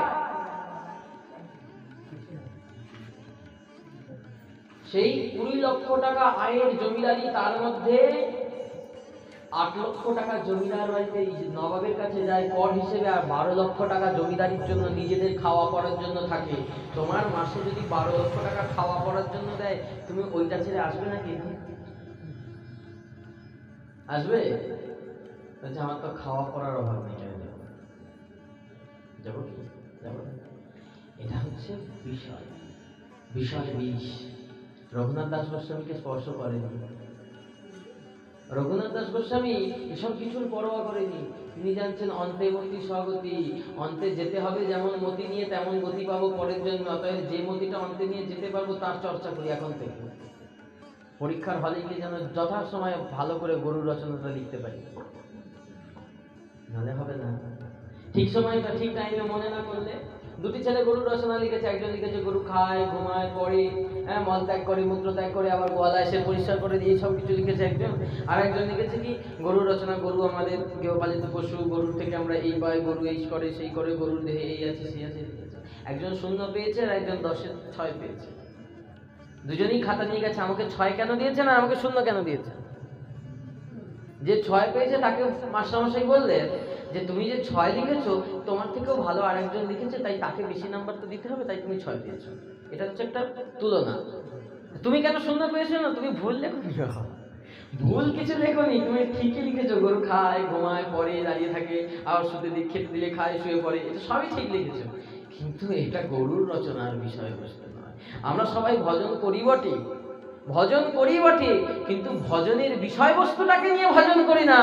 ভজনের বিষয়বস্তুর বাইরে যেসব জিনিসগুলো সেটাকে আমরা ভজন ভেবে ভজন করি।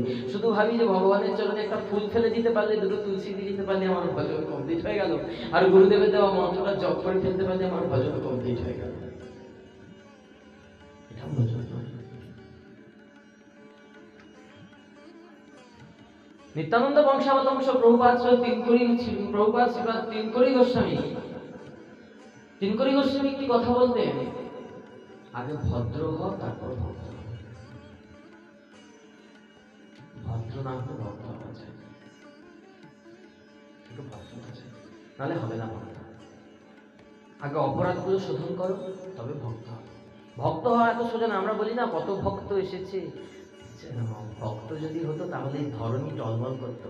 বলছে আজ ধরণীর ধরে হৃদে ধরে, আজ প্রেমে যেন ধরণী টলমল করে। কখন টলমল করেছিল জানো? বলছে কেন, যে নেপালে ভূমিকম্প তখন টলমল করেছিল ধরণী। বলছে ও ভক্তের ভরে নয়, পাপের ভরে টলমল করে উঠেছিল। আর ধরণী কখন টলমল করে উঠেছিল? যখন আমার নদিয়ায় গৌরাঙ্গ মহাপ্রভু হেমদণ্ড বাহু তুলে নদিয়ার নগরের রাস্তা দিয়ে কীর্তন করতে করতে যাচ্ছিলেন, তখন ধরণীর আনন্দ ধরে না। ধরণী ধরে আর ধরে না রে, ধরণী যেন আজ টলমল করে। আমার নিতাই গৌর চরণ হৃদে ধরে ধরণী ভরে টলমল করে। এইভাবে টলমল করছিল।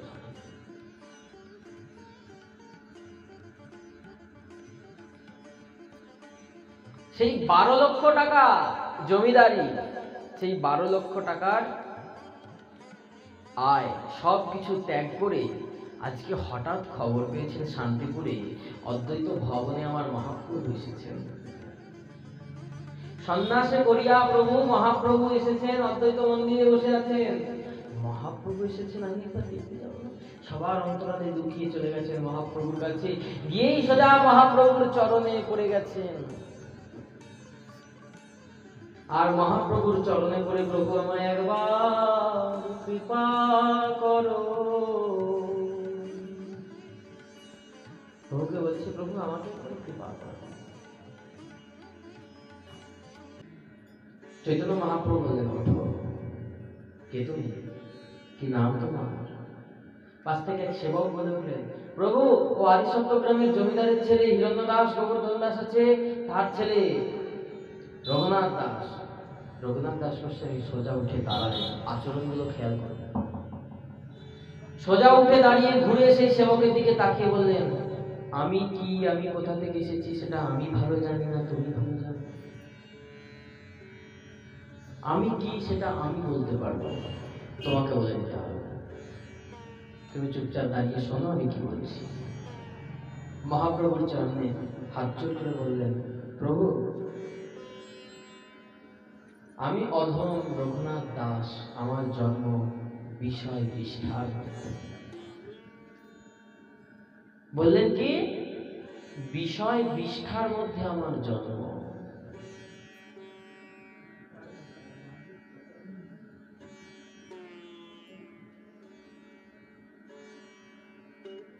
বিষয় বিষ্ঠার মধ্যে আমার জন্ম হয়েছে, আমি অধম রঘুনাথ দাস। একটা জমিদার বাড়ির ছেলে বলবে আমি অধম অমুক?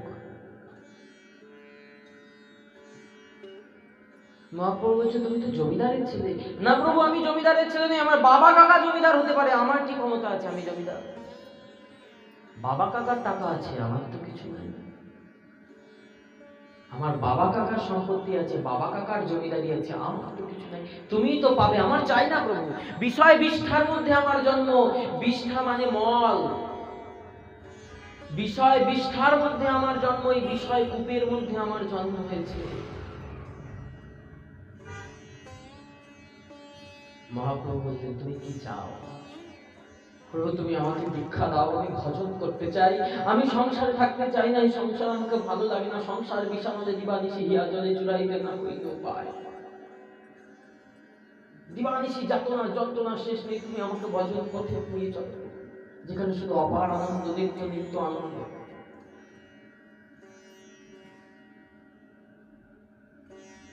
প্রভু তখন বললেন তুমি নতুন এসেছো, আগে আমাকে দেখো আমি কেমন, আমাকে তোমার ভালো লাগে কিনা দেখো। যদি আমাকে তোমার ভালো লাগে তারপরে তুমি আমার কাছে থেকো, আমার সঙ্গে ঘুরো, আমার দেওয়া কথা শোনো। তারপর যদি তোমার আমার কথায় রুচি আসে তখন তোমাকে ব্যবস্থা করা যাবে। বললেন না যে দীক্ষা দেবো, বললেন তোমার একটা তাহলে ব্যবস্থা করা যাবে, কিন্তু আমার সাথে তোমায় সঙ্গ করতে হবে। কারণ তুমি আমার সঙ্গ করলে না, আমার সাথে মিশলে না, হঠাৎ করে কোনো একটা খারাপ জিনিস দেখা, কোনো একটা জিনিস দেখার পর হঠাৎ সমালোচনা করবে।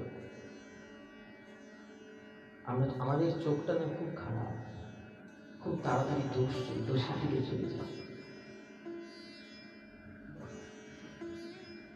দোষের দিকে গেলে হবে না। এই নয়, গুণগ্রাহী জনার্দন, যেখানে আমার ভগবান গুণ দেখছেন সেখানে আমি তার ভক্ত হয়ে একটু গুণ দেখব। অদোষদর্শী আমার হৃদয় চাঁদ, অক্রোধ পরমানন্দ, সেখানে আমরা কেন দোষ দেখব? একটা মানুষ কখনো পূর্ণভাবে সুষ্ঠুভাবে সম্পূর্ণ হতে পারে না, কিছু না কিছু খুঁত থাকে, নিখুঁত হয় না, নিখুঁত করে করতে পারা যায় না। গীতায় বলছে অগ্নি যেমন ধূমের দ্বারা আবৃত থাকে, মানুষ তেমন এই মায়ারূপী চক্করে পড়ে দোষ গুণের দ্বারা আবৃত থাকে।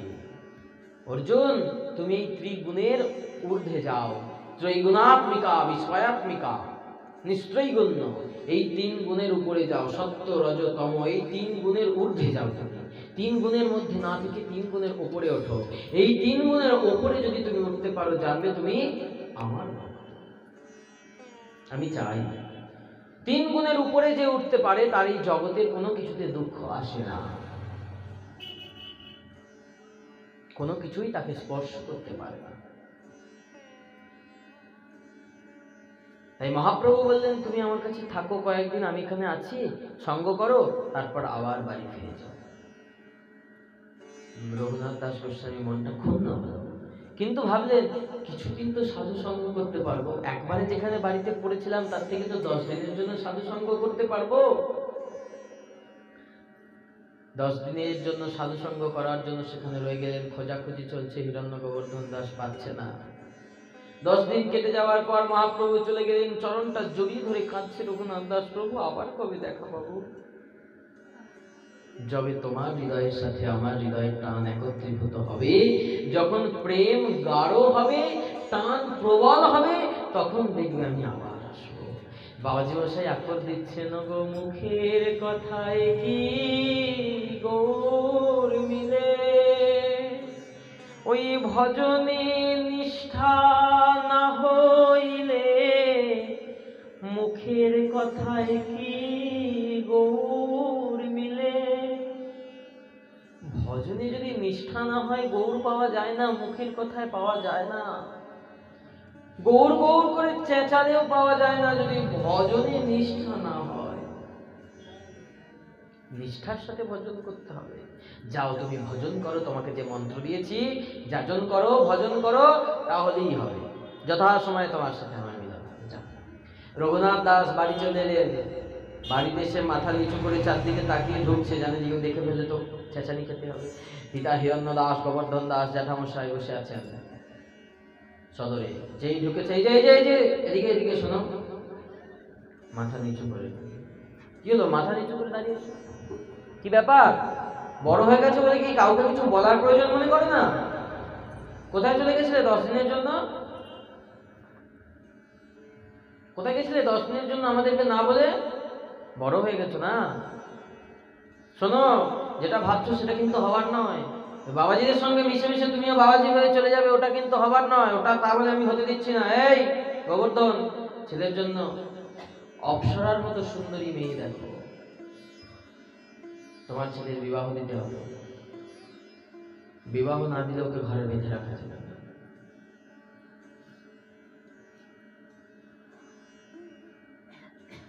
রঘুনাথ দাস বললেন, যথা।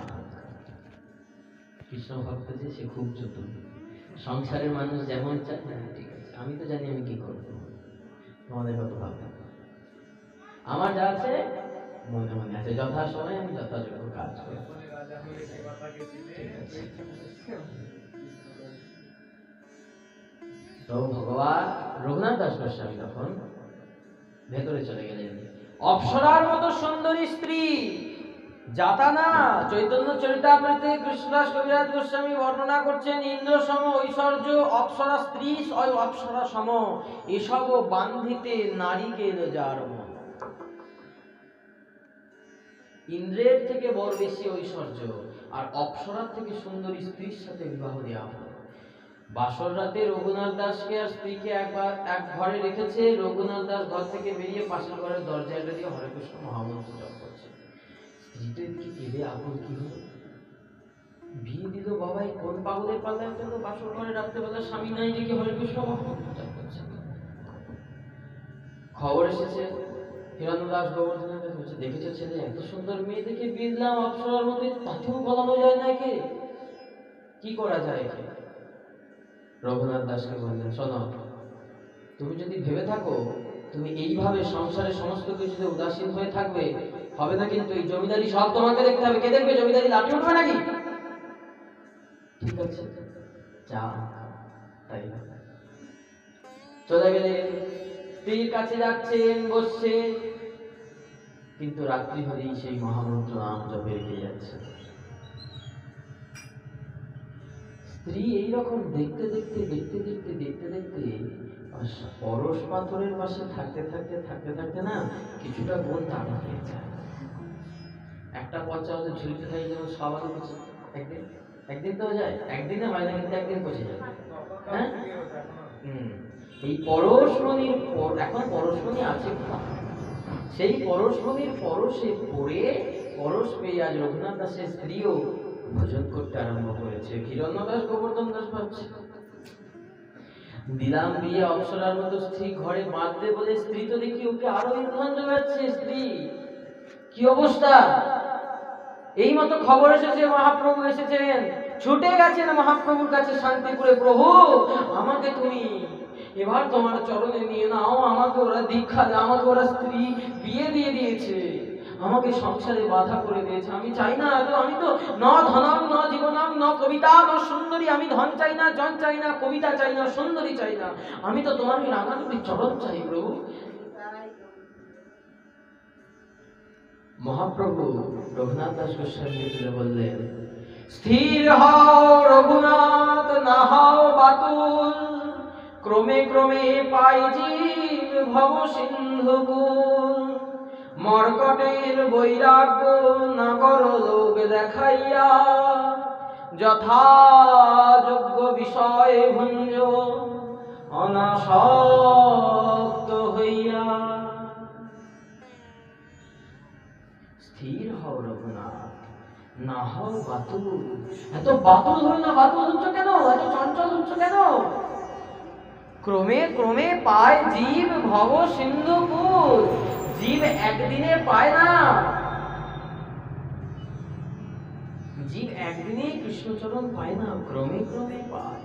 আজকে জপ করছি মানে কাল কৃষ্ণ এসে আমায় দেখা দেবে, এটা নয়। করতে করতে করতে করতে হবে। বেলুড় মঠের একজন মহারাজের বক্তৃতা শুনছিলাম বিবেকানন্দের বাড়িতে। কলকাতা যেখানে থাকতাম তার উল্টো দিকে বিবেকানন্দের পৈতৃক বাড়ি, ওখানে প্রতি সন্ধ্যেবেলা এরকম পাঠ হয়। তো ওখানে গিয়ে শুনছি একদিন এক মহারাজ বক্তৃতা দিচ্ছেন, বলছেন ভজন করতে আসছি তো আমরা, ভাবি কোথা থেকে শুরু করব, কিটা দিয়ে ফার্স্ট শুরু করব, কিভাবে বললে কৃষ্ণের কাছে যেতে পারবো, মনে মনে হয় না যে কোনটা করব, আগে কোনটা করব। তিনি বলছেন ডু ফ্রম দ্য লিটল, সব থেকে ছোট থেকে শুরু করো। ছোট কোনটা? যেটা সব থেকে ছোট কাজ, যেখানে যেখানে হরিনাম কীর্তন পাঠ হবে সেখানে যেন আমার মুখটা পাঠক কীর্তনিয়া দেখতে পায়, বুঝি না বুঝি যেন সেখানে গিয়ে আমি বুঝতে পারি। এটা ছোট কাজ। করতে করতে করতে করতে করতে করতে দেখবে একদিন রতি জন্মাবে। একদিন মনে হবে না গো, ওই যে সামনে সব ভক্তরা বসে থাকে, কত সুন্দর তিলক কেটে আসে, গলায় তুলসীর মালা পরে আসে, আমিও ওদের মতো ওই সামনে বসবো। সামনে বসার জন্য যদি আমাকে তুলসীর মালা গলায় পড়তে হয়, তিলক কাটতে হয়, তাই তবু আমি বসবো। তখন আমার রতি হলো কি সামনে বসার জন্য, তখন কিন্তু কৃষ্ণ ভজন করছি না। এই করতে করতে একদিন দেখবে ভগবান কৃষ্ণ শ্রী গুরু রূপে শিখায়, গুরু রূপে নিজেই তোমাকে তোমার অন্তর মন্দিরে এসে সেই কথা বলে দেবে। তাই বলছেন ছোট থেকে শুরু করো, সবচেয়ে ছোট জিনিসটা ধরে শুরু করো, সৎসঙ্গ করো, সাধুসঙ্গ করো, এইগুলো করতে থাকো। করতে করতে করতে করতে দেখবে একদিন আসবে, প্রথমেই আসবে না। এই জন্য বলছে স্থির হও রঘুনাথ, না হও বাতুল, ক্রমে ক্রমে পাই জীব ভব সিন্ধু। মর্কট বৈরাগ্য না করো লোক দেখাইয়া, কাল বললেন তো বাবাজি, মর্কটের বৈরাগ্য দেখাইও না। মর্কটের বৈরাগ্য কেমন? বলছে বানরের বৈরাগ্য কেমন জানো? যতক্ষণ বানর সামনে কলা দেখতে না পাবে তার কোনোদিন কলা খাওয়ার ইচ্ছা নেই। জীবনে যদি কলা দেখতে না পায় তার কলা খাওয়ার ইচ্ছাই হবে না। সামনে একটা কলা রেখে দাও, তার মন কিন্তু সব সময় টানবে কখন খাবো কখন খাবো। আমাদের মর্কট বৈরাগ্য হয়ে গেছে। কৃষ্ণ ভজনে বিরোধী জিনিসগুলো দেখতে পাই না, তাই মনে হচ্ছে আমরা কত ভজনশীল, আহা কি হরিহরি করছি, কি হরিহরি করছি, কত কিছু করছি, কত ভজনশীল আমি। যেই কৃষ্ণ ভজনের অপকারী প্রতিকূল জিনিসগুলো সামনে পাবো, তখনই মনে হচ্ছে ভজন করতে চলে এলাম, না করতে এলি ভালো তো, খেতে পেতাম কত সুন্দর, এখনই সার খেতে পাচ্ছি। এই হচ্ছে মর্কটের বৈরাগ্য। ত্যাগটা যেন অন্তর থেকে হয়, অন্তর থেকে যেন ত্যাগ হয়। বলছেন আমিষ বস্তু কৃষ্ণ ভজনের প্রতিকূল বস্তু, শুধুমাত্র আমিষ না। বলছে আমিষ আমরা শুধু বলি কি মাছ মাংস ডিম পেঁয়াজ রসুন এগুলো আমিষ, বলছে না এগুলো আমিষ নয়। আমিষ অনেক রকমের আছে। চোখের আমিষ কোনটা জানো? চোখের আমিষ, চোখের আমিষ, কানের আমিষ। বলছে কেউ যদি দুঃখে থাকে, আমার খুব ভালো লাগছে, দেখেছিস হ্যাঁ কেমন আছিস দেখেছিস, আমার চোখের আমিষ, ওটা হচ্ছে চোখের আমিষ, ওটাও দেখা বন্ধ করতে হবে। কানের আমিষ পরচর্চা পরনিন্দা, এটা কানের আমিষ। মুখের আমিষ পরনিন্দা করা, শুধু খাওয়াটা আমিষ নয়। তুমি খাচ্ছ না এদিকে পরনিন্দা করে বেড়াচ্ছ, তাহলে তোমার একই কাজ আছে। ভগবান এটা গীতায় বলেছে। মুখের আমিষ, চোখের আমিষ, মুখের আমিষ, কানের আমিষ, নাসার আমিষ। মুখের আমিষটা কি? বলছে আমি ঠিক আছে, আমি তো অভক্ষ খাই না, অমেধ্য খাই না, কিন্তু পনিরটা এমন করে রান্না করেছি, রসাটা যেন মনে হচ্ছে সেই রকমই দেখতে হয়েছে, লাল রং, সেই রকমই যেন একদম কালিয়াটা সুন্দর করে দিয়েছে। এই জন্য ভক্তরা বলে না কালিয়া, ভক্তরা বলে না ঝোল। এটা বুঝে রাখবেন। কখনো কোনো বৈষ্ণব বাবাজি যদি আসে, তাকে যদি খেতে দেন, মাথায় রাখবেন, কোনোদিন বলবেন না বাবাজি একটু ঝোল দেবো, তাহলে তুমি আর ওটা নেবেনি, ওটা অপবিত্র হয়ে যাবে। বলবে রসা। যারা পাটবাড়ি গেছো ভোজনের সময় দেখবে বলে রসা দেবো, মাখা দেবো, যেটা মাখা মাখা করে ওটাকে বলে মাখা। রসা, মাখা, অন্ন, তরকারি বলে না, বলে ব্যঞ্জন। ওরা ডাল বলে না, স্যুপ বলে। স্যুপ কথাটা ইংরেজি নয়, স্যুপটা সংস্কৃত কথা। ডাল, অন্ন, ব্যঞ্জন, স্যুপ, রসা, এগুলো হচ্ছে আমাদের ভক্তি জগতের ভাষা। এগুলোর অন্যথা বললে ভজনে কিন্তু ব্যাঘাত ঘটে, আর বাবাজিরা সেটাকে আর অপসারী, সেটার ধন অমেধ্য হয়ে গেল। এগুলো ছোট ছোট সদাচার, এগুলোই শিখতে হবে ক্লাসে, না হলে ওই অপরাধ হয়ে যাবে। আমি যখন প্রথম দীক্ষা নিয়ে, আমার একটা জ্যেষ্ঠ গুরু ভ্রাতা ছিল, আমাকে এরকম ক্লাস করে প্রতিদিন ক্লাস করতে হবে, প্রতিদিন 1 ঘন্টা করে আমাকে সময় দেবে। আমাকে সপ্তাহে একদিন দিলাম না, প্রতিদিন দিতে হবে, প্রতিদিন 1 ঘন্টা করে আমি করতে থাকতাম ক্লাস করতাম। তো এই রঘুনাথ দাস তাকে মহাপ্রভু বলছেন, স্থির হও না হও বাতুল, আর মর্কটের বৈরাগ্য করো না লোক দেখাইয়া, যথাযোগ্য বিষয় ভঞ্জন আসক্ত হইয়া। যথাযোগ্য বিষয় ভঞ্জ, যথাযুক্ত বিষয় ভোগ করো। যথাযোগ্য কেন বললেন? কালকে বাবাজি মশাই বলে গেছেন, যতটুকু না পায়ে পেলে নয় ততটুকুই অধিক আমার চাই না। আজকে যদি আমার এতটুকু অন্নে খিদে মিটে যায়, এতটুকুর বেলার এতটুকু আমি খাবো, এটাকে বলা হয় কর্মসন্ন্যাস। সন্ন্যাসী মানে এই গায়ে গেরুয়া পরে আর সংসারটা ছেড়ে দিয়ে চলে গেলাম ওটা নয়। সংসারে থেকে সন্ন্যাসী হতে পারে, সে সব থেকে বড় সন্ন্যাসী। পাকাল মাছের মতো পাঁকে আছে, গাটা তুলে দেখো চক চক চক চক করছে। পাকাল মাছের গাটার পাঁক লাগে, সংসার পঙ্কিলে থাকে কিন্তু তার সংসারের কোনো পাঁক লাগে না। নিত্য সন্ন্যাস, কোনো কিছুই তাকে স্পর্শ করতে পারে না। কি দুঃখ, কি কষ্ট।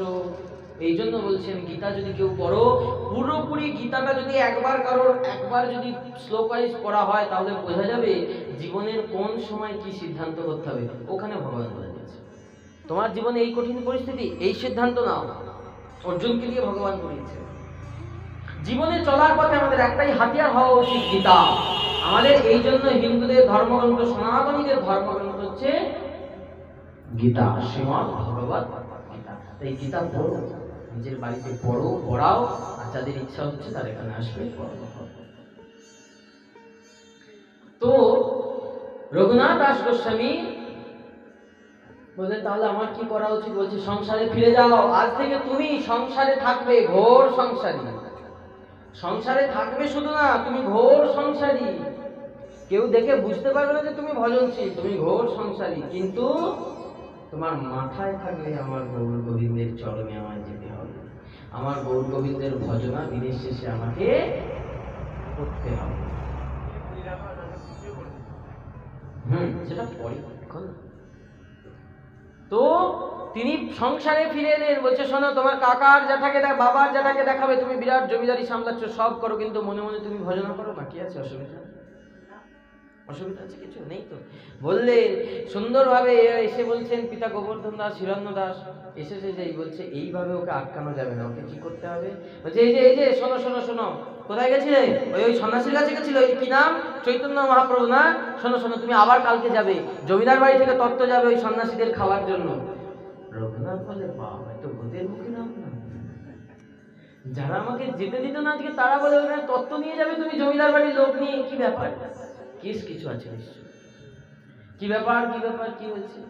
না না, কাল তুমি যাবে, তুমি সাধু সেবা করছো, আমাদের পরম মঙ্গল, আমাদের বংশের পরম মঙ্গল। তুমি যদি সাধু সেবা করতে পারো তাহলে আমাদের বংশ উজ্জ্বল হবে, আমাদের বংশের কল্যাণ হবে। ভালো ভালো, করো করো, কালকেই তুমি যাবে। কালকে মহাপ্রভুর কাছে। পরের বারে যখন মহাপ্রভু এসেছেন, আবার মহাপ্রভুর কাছে গেছে। এইভাবে মহাপ্রভুর কাছে এসেছেন, 3 বার মহাপ্রভুর কাছে এসে বলছেন, মহাপ্রভু বলছেন, রঘুনাথ, এবারও তুমি ফিরে যাও, এখনো তোমার সময় হয়নি নিকার, তুমি এবারও ফিরে যাও। 3 বার মহাপ্রভুর চরণে গেছে, 3 বার ফিরিয়ে নিয়েছেন।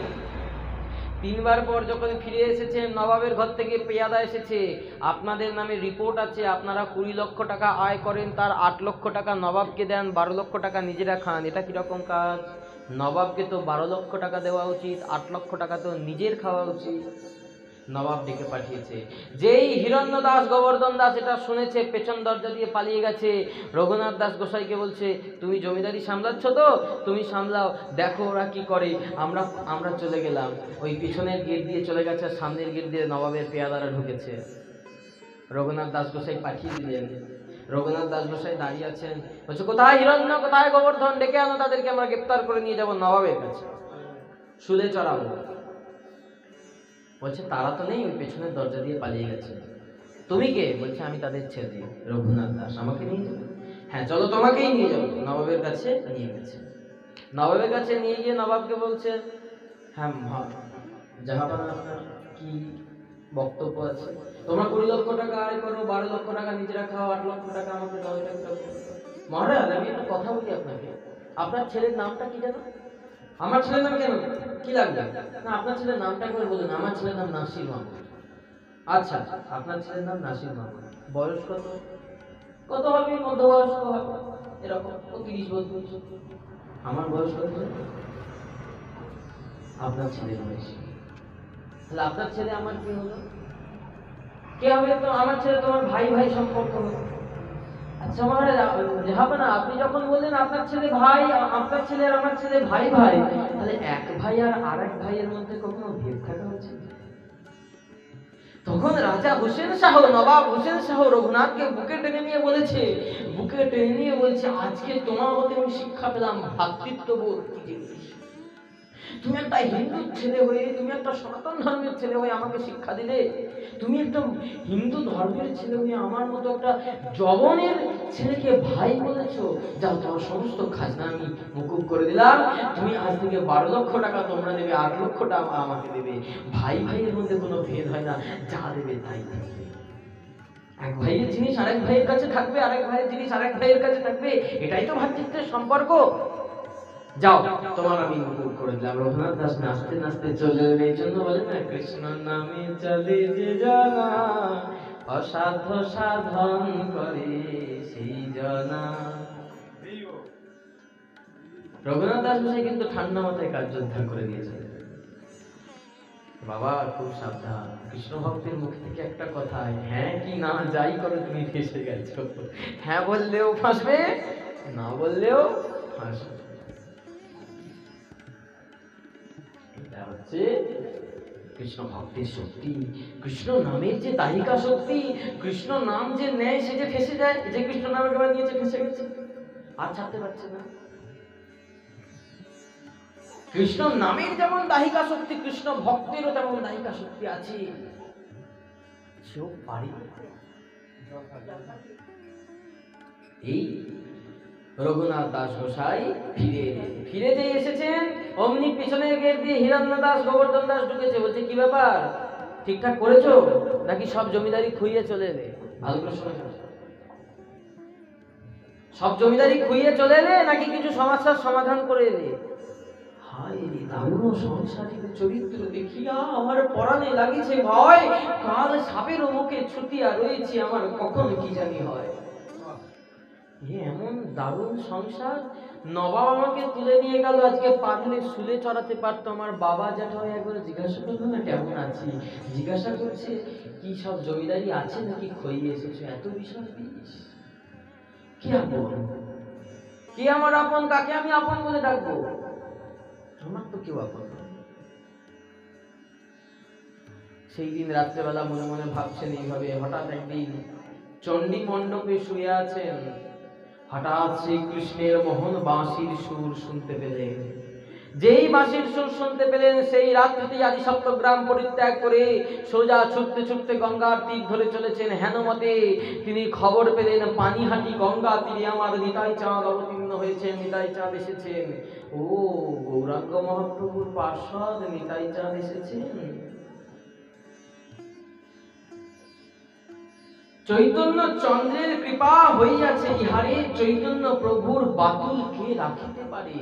যার উপর একবার মহাপ্রভুর কৃপা হয়েছে, মহাপ্রভুর যদি কৃপা হয়, তার সেই আকুলতাটা আর কেউ বেঁধে রাখতে পারে? কৃষ্ণ যদি তাকে টানে, আর কেউ তাকে বেঁধে রাখতে পারবে না। তাই কি করছেন? তবে রঘুনাথ কিছু বিচারিলা মনে, নিত্যানন্দ গোসাইয়ের পাশ চলিলা দিনে। বারবার যাচ্ছে, মহাপ্রভু তো ফিরিয়ে দিচ্ছে, একবার নিতাই দাদার কাছে যাই, যদি কিছু ব্যবস্থা করে দেন। আজকে নিতাই চাঁদ পানিহাটি গঙ্গা তীরে দাঁড়িয়ে আছেন। এই পানিহাটির উৎসব বলছেন, পদকর্তা বলছেন কৃষ্ণদাস কবিরাজ গোস্বামী, পানিহাটি বৃক্ষ মূলে গঙ্গার উপরে, পানিহাটি গঙ্গা তীরে পিণ্ডির উপরে বসি আছেন প্রভু যেন সূর্যোদয় করে। বসি আছেন প্রভু যেন সূর্যোদয় করে। কোটি সূর্য যেন সেখানে মনে হচ্ছে। গঙ্গা তীরে বৃক্ষ মূলে পিণ্ডার উপরে আজও সেই বট বৃক্ষটা আছে, সেই 500 বছরের পুরনো বটগাছটা আজও আছে, উঁচু ঢিবিটা আজও আছে, শ্বেত পাথর দিয়ে বাঁধিয়ে দিয়েছে। সেই পিণ্ডির উপরে আমার বসে আছেন নিত্যানন্দ প্রভু, যেন মনে হচ্ছে কোটি সূর্য একসঙ্গে উদয় হয়েছে। তলে উপরে বহু ভক্ত হইয়াছে বেষ্টিত, দেখি প্রভুর প্রভাব রঘুনাথ বিস্মিত। প্রভুর প্রভাব, প্রভুর প্রেম দেখে রঘুনাথ তো অবাক হয়ে গেছে, আরে বাপরে কার কাছে এলাম। দণ্ডবত হইয়া পড়িলা কত দূরে, সেবক কহে ওই যে রঘুনাথ দণ্ডবত করে। সেবক বলছে ওই যে প্রভু দেখুন রঘুনাথ তো আপনাকে দণ্ডবত প্রণাম করছে। সবাই বলছে রঘুনাথ দণ্ডবত প্রণাম করছে, প্রভু দেখো।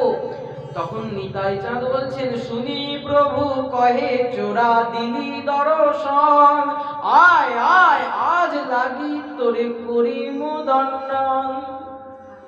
মহাপ্রভু আমার নিত্যানন্দ প্রভু দেখে বলছেন আয় আয় চোরা তুই দিলি দর্শন, এতদিনে চোর দর্শন দিলি, আজ লাগি পাইয়াছি তোরে করিম দণ্ডন, আজকে পেয়েছি তোকে আমি দণ্ড দেব, আয় চোর আয় চোর। বলছেন কেন তারে চোর কইলেন, কেন তারে চোর বলে মজমশাই আখর দিচ্ছেন। চুরি তো তিনি করে নাই গো, কেন তারে চোর বললেন, তিনি কার কি চুরি করেছেন, কেন তারে চোর চোর বললেন, কি তার চুরি করেছেন। তখন পাশ থেকে একজন সেবক বলছে যার ধন তারে না বলে নিলে তারে তো চোর বলে। যার ধন তাকে যদি না বলে নেয় তাহলে সে চোর হয়তো, চোর হয়তো।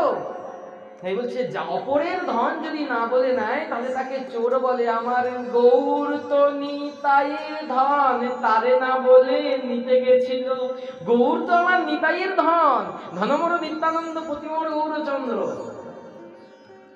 গৌর যে নিতাইয়ের ধন, সেই নিতাইকে না বলে সোজা গৌর চরণে আশ্রয় নিতে গেছিল।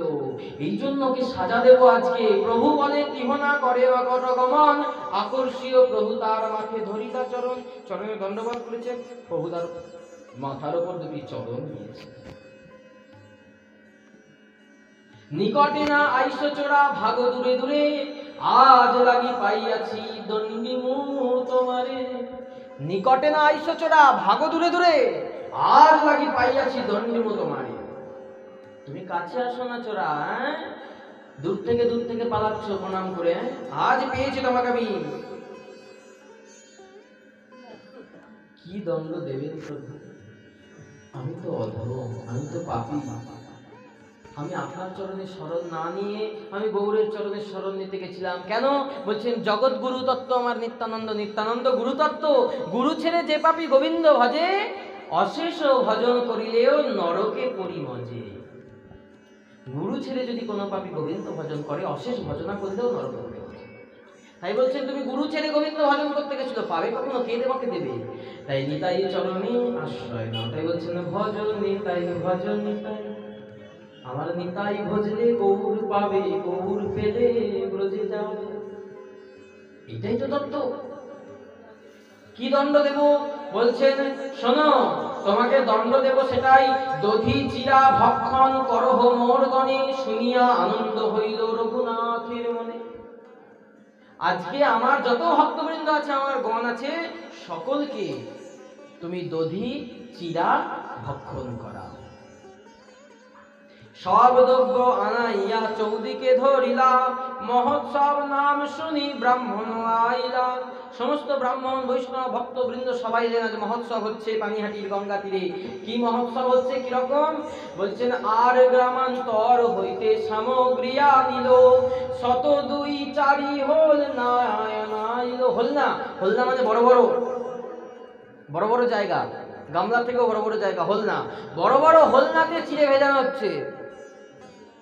হোলনা আনাইল, বড় বড় মৃতন্ডিকা আনাইল পাঁচ সাথে, এক বিপ্র প্রভু লাগি চিরা ভিজায় তাতে। এবার শুনে নাও, আমি বলি না চিড়ে ভেজাতে নাই, আমাকে বলো।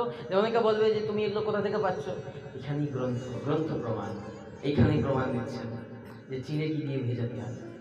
বলছেন বড় বড় মৃত পুণ্ডিকায় আনাইল, পাঁচ সাথে এক বিপ্র প্রভু লাগি চিরা ভিজায় তাতে, এক ঠাঁই তপ্ত দুধে চিরা ভিজাইল, অর্ধেক ছানিল দধি চিনি, অর্ধেক ছানিল দধি চিনি কলা দিল।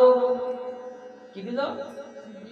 চিনি কলা। আর আমরা বলি বর্তমান কলা ছাড়া মহাপ্রভু সেবা হবে না, বলছে চাপা কলা হচ্ছে চিনি কলা, মহাপ্রভু সেবা ওইটা লাগে।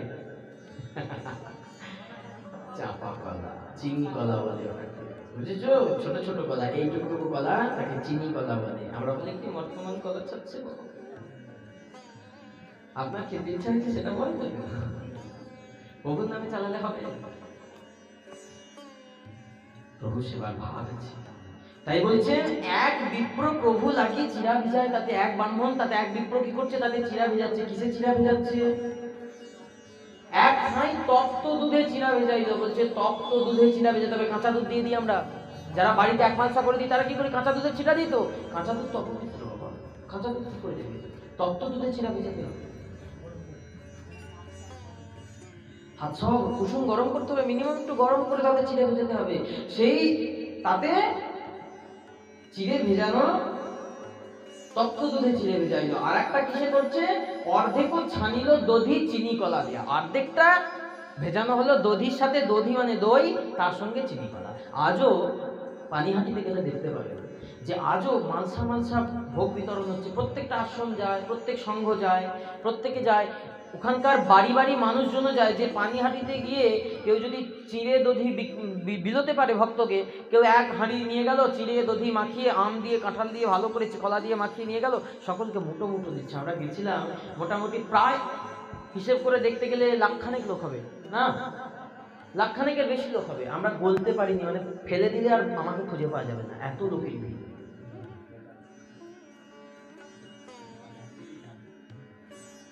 পানিহাটির ওই রাঘব ভবন, পানিহাটির ওই বৃক্ষমূল আজও আছে, আজও উৎসব হয় আষাঢ় মাসে পানিহাটি। অর্ধেক ঘনাবৃত দুগ্ধেতে ছানিল। আর একটা কি বলছে? ঘন দুগ্ধে ছানছে। আর একটা বলছে ঘন দুগ্ধেতে, ঘনাবৃত দুগ্ধেতে ছানিল, চাপা কলা চিনি কর্পূর তাতে দিল। মথমান কলা বলেনি কিন্তু, চাপা কলা চিনি কর্পূর তাতে দিল। ধুতি পরি প্রভু যদি পিণ্ডা দেব শিলা, সাত কুণ্ডি বিপ্রতার আগ্রেতে ধরিলা। সাতটা বড় বড় পারস দেওয়া হয়েছে, পাঁচটা আর সাতটা, পাঁচ পঞ্চতত্ত্ব আর দুই গুরুবর্গ আর যুগল, দুটো, একটা গুরুবর্গ একটা যুগল, দুটো, সাতটা পারস হয়েছে। সাতটা পারস প্রভুকে সেবা দেওয়া হচ্ছে, প্রভু খাচ্ছে। প্রসাদ হয়ে গেছে, সমস্ত প্রসাদ ভক্তদেরকে বেলানো হচ্ছে। এত লোকজন হয়ে গেছে, আর পানিহাটির ওই গঙ্গা তীরে জায়গা দেওয়া যাচ্ছে না।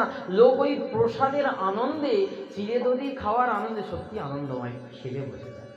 ওই এত না না আছে তাতে হয়তো অনেক চিড়ে দধি, তো খুব বেশি হয়তো দুধ পড়েনি, খুব বেশি হয়তো দই পড়েনি, কিন্তু যেটুকু পড়েছে সেটুকু একটুখানি যদি একবার অধরামৃত হয় না, সে আনন্দ বলা যায় না, এত সুন্দর খেতে। সেই বলছেন কি, কোন কোন বিপ্র উপরে স্থান না পাইয়া দুই হলনায় চিরা ভিজায় গঙ্গা তীরে গিয়া। কেউ কেউ গঙ্গার উপরে স্থান না পায়, সে কি করেছে? গঙ্গার জলে এক বুক জলে নেমে গিয়ে তাতে সেই দাঁড়িয়ে ওখান থেকে চিড়ে খাচ্ছে বসে বসে। দাঁড়াতে পারছে না, তবু খাবো গঙ্গার জলে দাঁড়িয়ে। বলছে যদি কেউ ভজন করব মনে করে, শত বাধা বিপত্তি থাকলে এক গলার জলে দাঁড়িয়ে সে ভজন করবে। কারোর যদি কীর্তন শুনবো মনে হয়, সে যদি জায়গা নাও পায়, সে ঠিক সেখানে দাঁড়িয়ে কীর্তন শুনবে, পাশে বসেও কীর্তন শুনবে। আর কারোর যদি মনে হয় হরি নাম যেখানে হচ্ছে সেখানে যাব, নিমন্ত্রণ না থাকলেও চলে যাবে। কারণ ভগবান বলছেন আমার কাছে আসার জন্য কোনদিন নিমন্ত্রণের অপেক্ষা করো না। অনেক সময় আমাদের মনে বিকার হয়, ওই ওদের বাড়ি তো মহাপ্রভুর সেবা হচ্ছে, আমাকে তো বলেনি, আমি কেন যাবো? তোমাকে বলেনি, প্রভু সেবা নিতে আসবে, প্রভু সেবা নিতে আসবে, সে তোমাকে বলে যাবে? কত বড় দুর্দৈব আমাদের। আমি তো অধম, আমি চলে যাব, আমি সেখানে চলে যাব। আমি তো প্রসাদের আশায় যাব না, আমার প্রসাদেরও দরকার নেই। আমি প্রভুর সেবা দর্শন করব, প্রভুর নিত্য গীত, প্রভুর কীর্তন শুনব, প্রভুর আনন্দ লাভ করবো, আমি চলে আসবো, আমার কি দরকার? কখনো কখনো আমরা মনে বিকারটা রাখি যে আমাকে নিমন্ত্রণ করেনি, আমরা যাবো, কখনো উচিত হবে। বিশেষ করে ভগবানের সেবায়, হরির সেবায় কখনো নিমন্ত্রণের অপেক্ষা রাখবে না।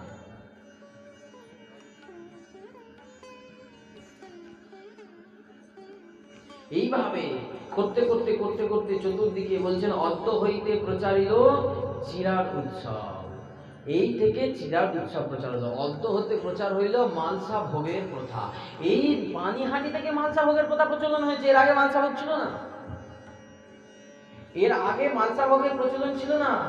পানিহাটির এই দণ্ড মহোৎসব থেকে, পানিহাটির এইটার নাম দণ্ড মহোৎসব, এই দণ্ড মহোৎসব থেকেই মালসা ভোগের প্রথা প্রচলন হল।